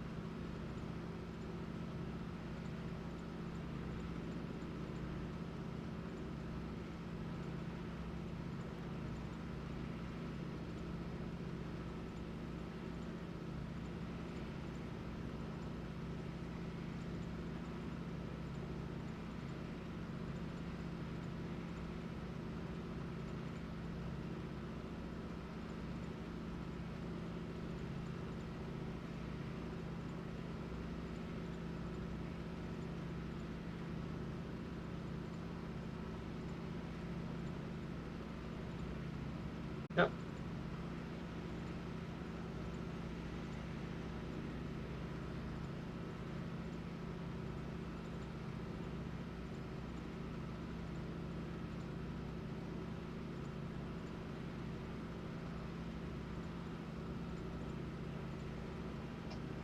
Yep, it's still just I'm still descending. It's about to reach the bottom of it. We got 2,000 more feet to descend, but you can definitely see the valleys of this whole region. And we only got 29 only ones left, so this should be pretty quick. It'll be over pretty quickly, and then we'll find someone to raid. Um, there's some really good ones as well.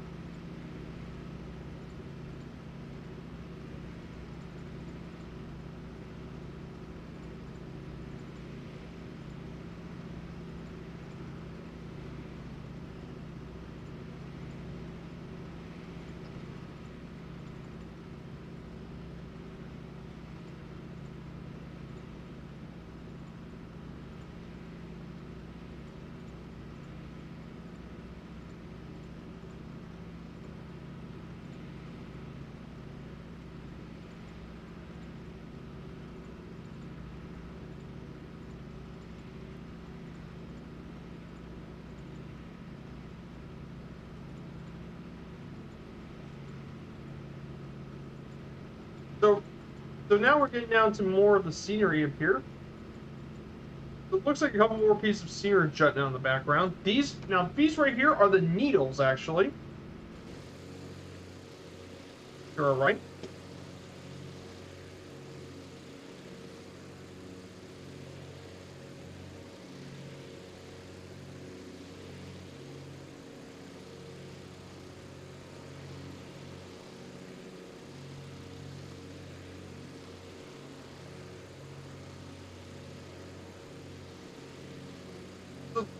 Now, to our right is the Needles of Sequoia National Forest. Just realized it.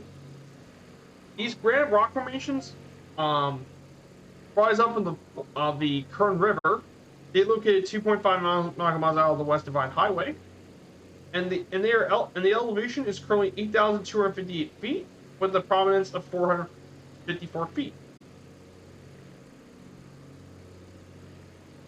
So yeah, it turns out there's the Needles.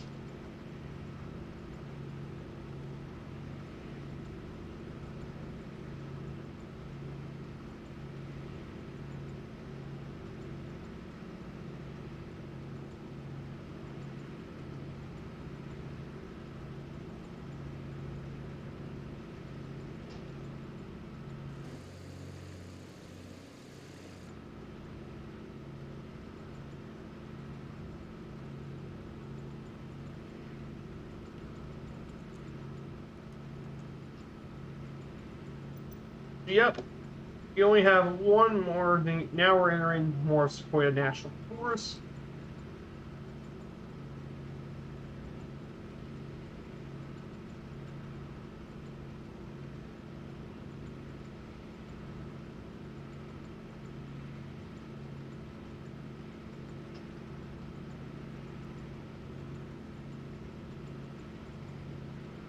So guys, thank you so much for coming today. Yeah, you landed in Timbuktu, all the way in Africa.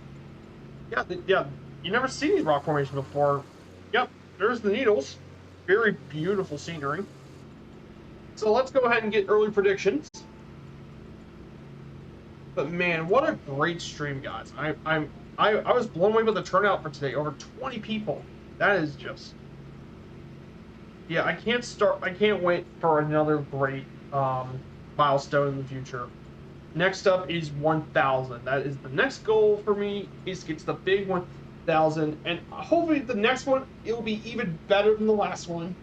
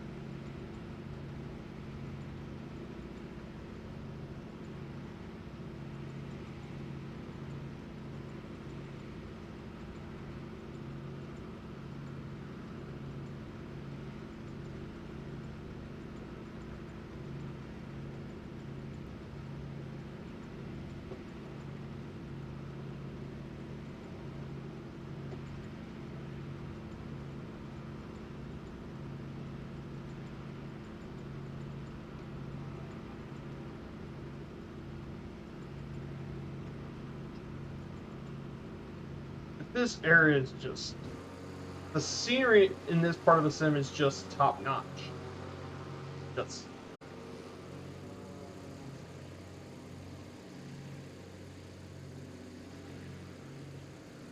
and thank you all for those who stayed in the chat and being around.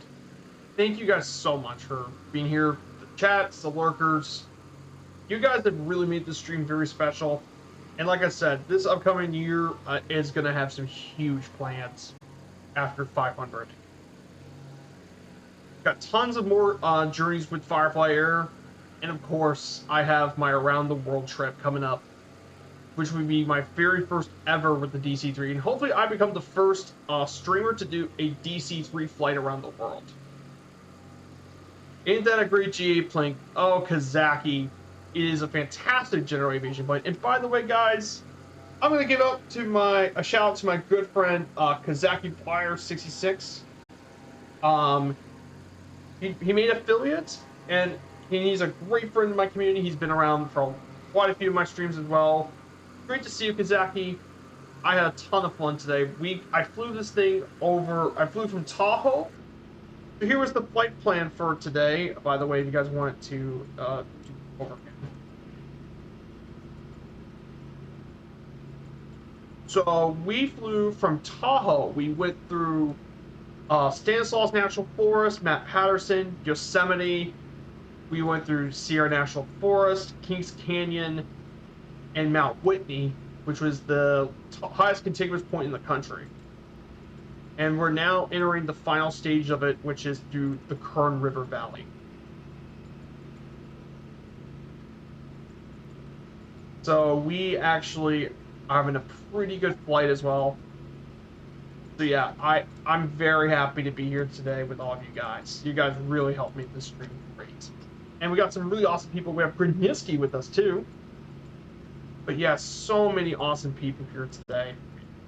We're hitting on nearly 4 hours of streaming time. That's, like I said, I don't stream for this long usually. I stream for only 2 or 3 hours because usually I have to raid Murph and all that.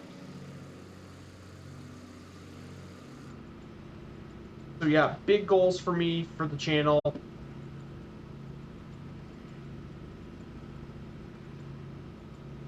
So, and of course, Kazaki, been long, but a good one. Yes, it's been great. I mean, like, don't get me wrong, like, it's nice to fly to Yosemite in, like, a...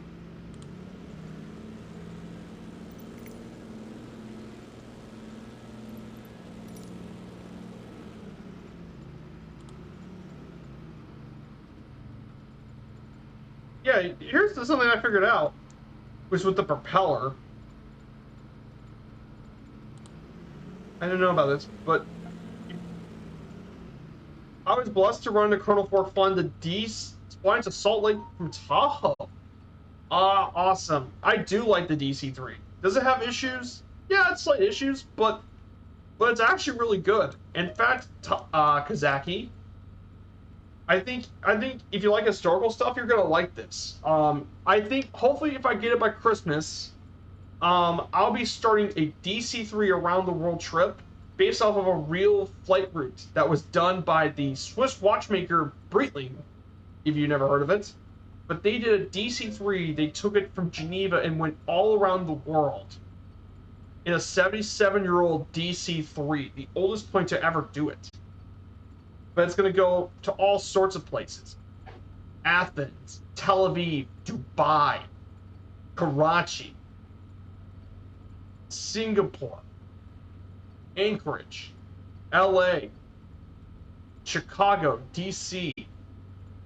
It would be going and more. So it's going to be pretty awesome. I can't wait to show off the around the world. I don't think anyone's ever done a DC-3 around the world yet. So I'm going to hopefully be the first to do it. And considering Allison's done around the world stuff, I wanted to do one of my own.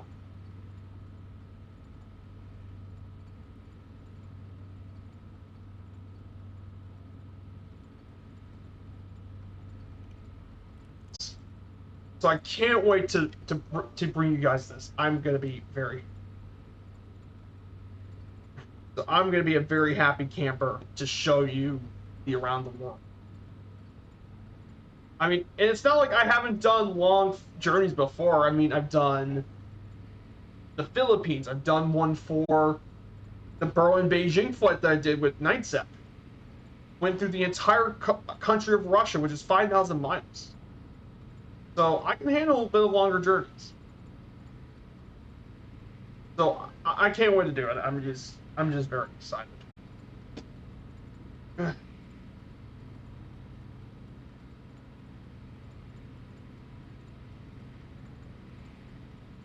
There's Gruniski. Oh, I see some terrain spikes in front of me. This should be interesting.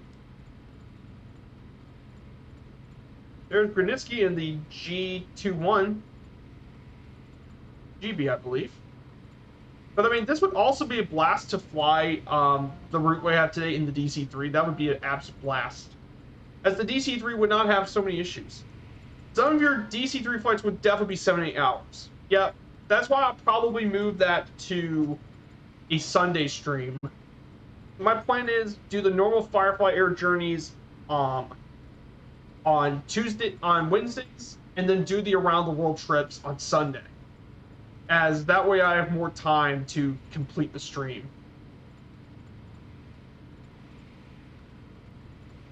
But I think it'd be really good for the channel. It'd be great for the opportunity.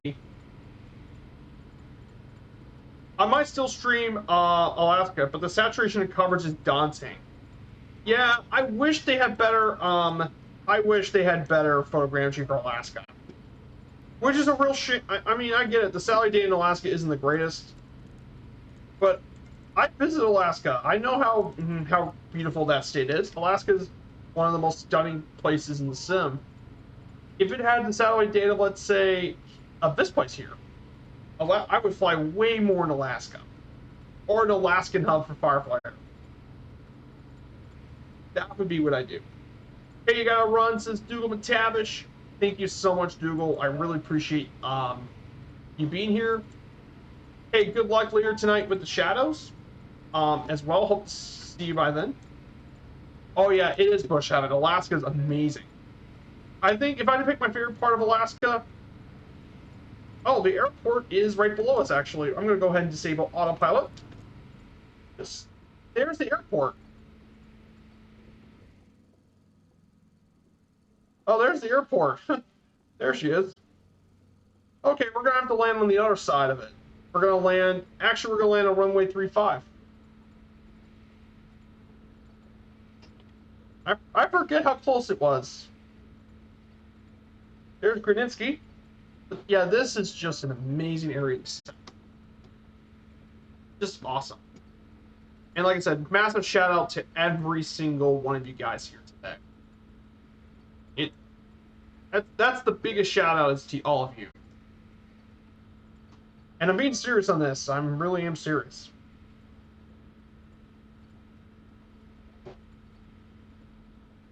So here's the airport. Yeah, it's a little small airport. I remember when I landed here back when I did the P-51 stream.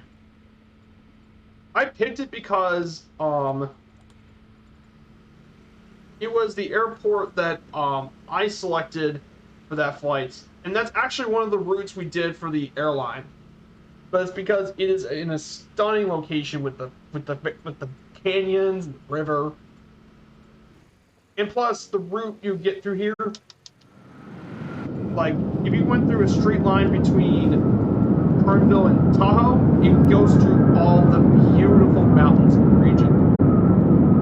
So, it's not for the faint of heart, but if you like high altitude flying, that's why I picked it when I researched the routes for the hub.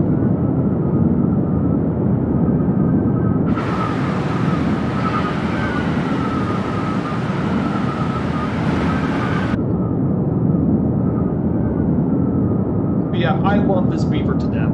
It is fun. This might be my new bush plane for the trip.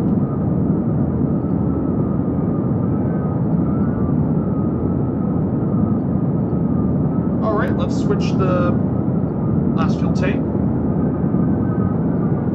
Let's see if I can get this land this time. Let's see if Viper connection. Turn the power a little bit. Increase it slightly. Get in the position, look out, Jersey TV.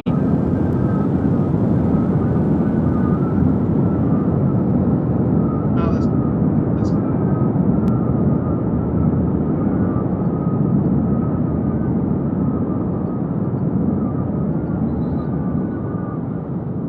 234, not bad. Super Typhoon wins. And stop. Hey. There you go.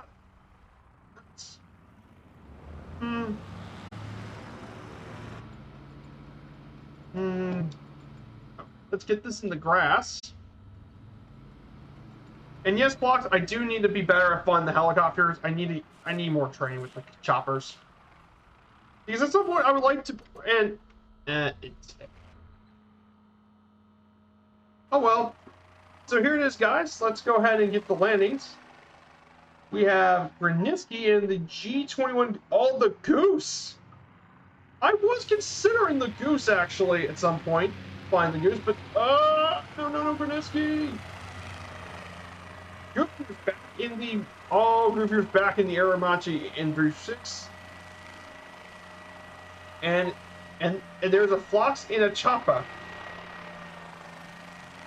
A Phlox in the chopper. Look at you go there, Fox.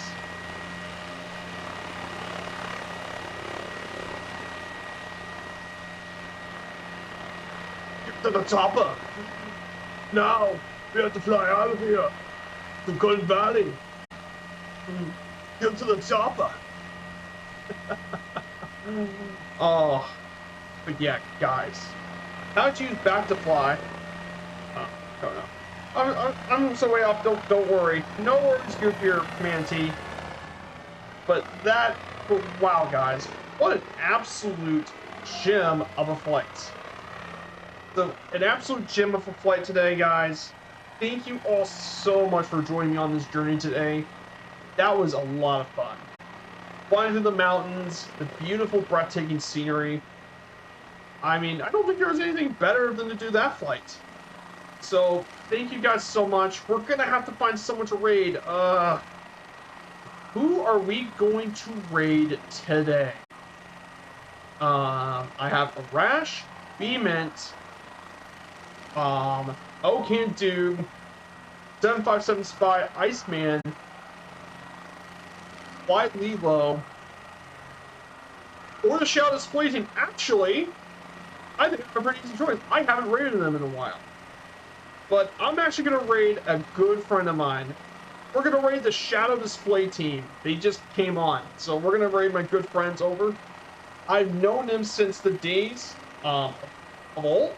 They were definitely good friends of mine. And they're going to do some awesome flights.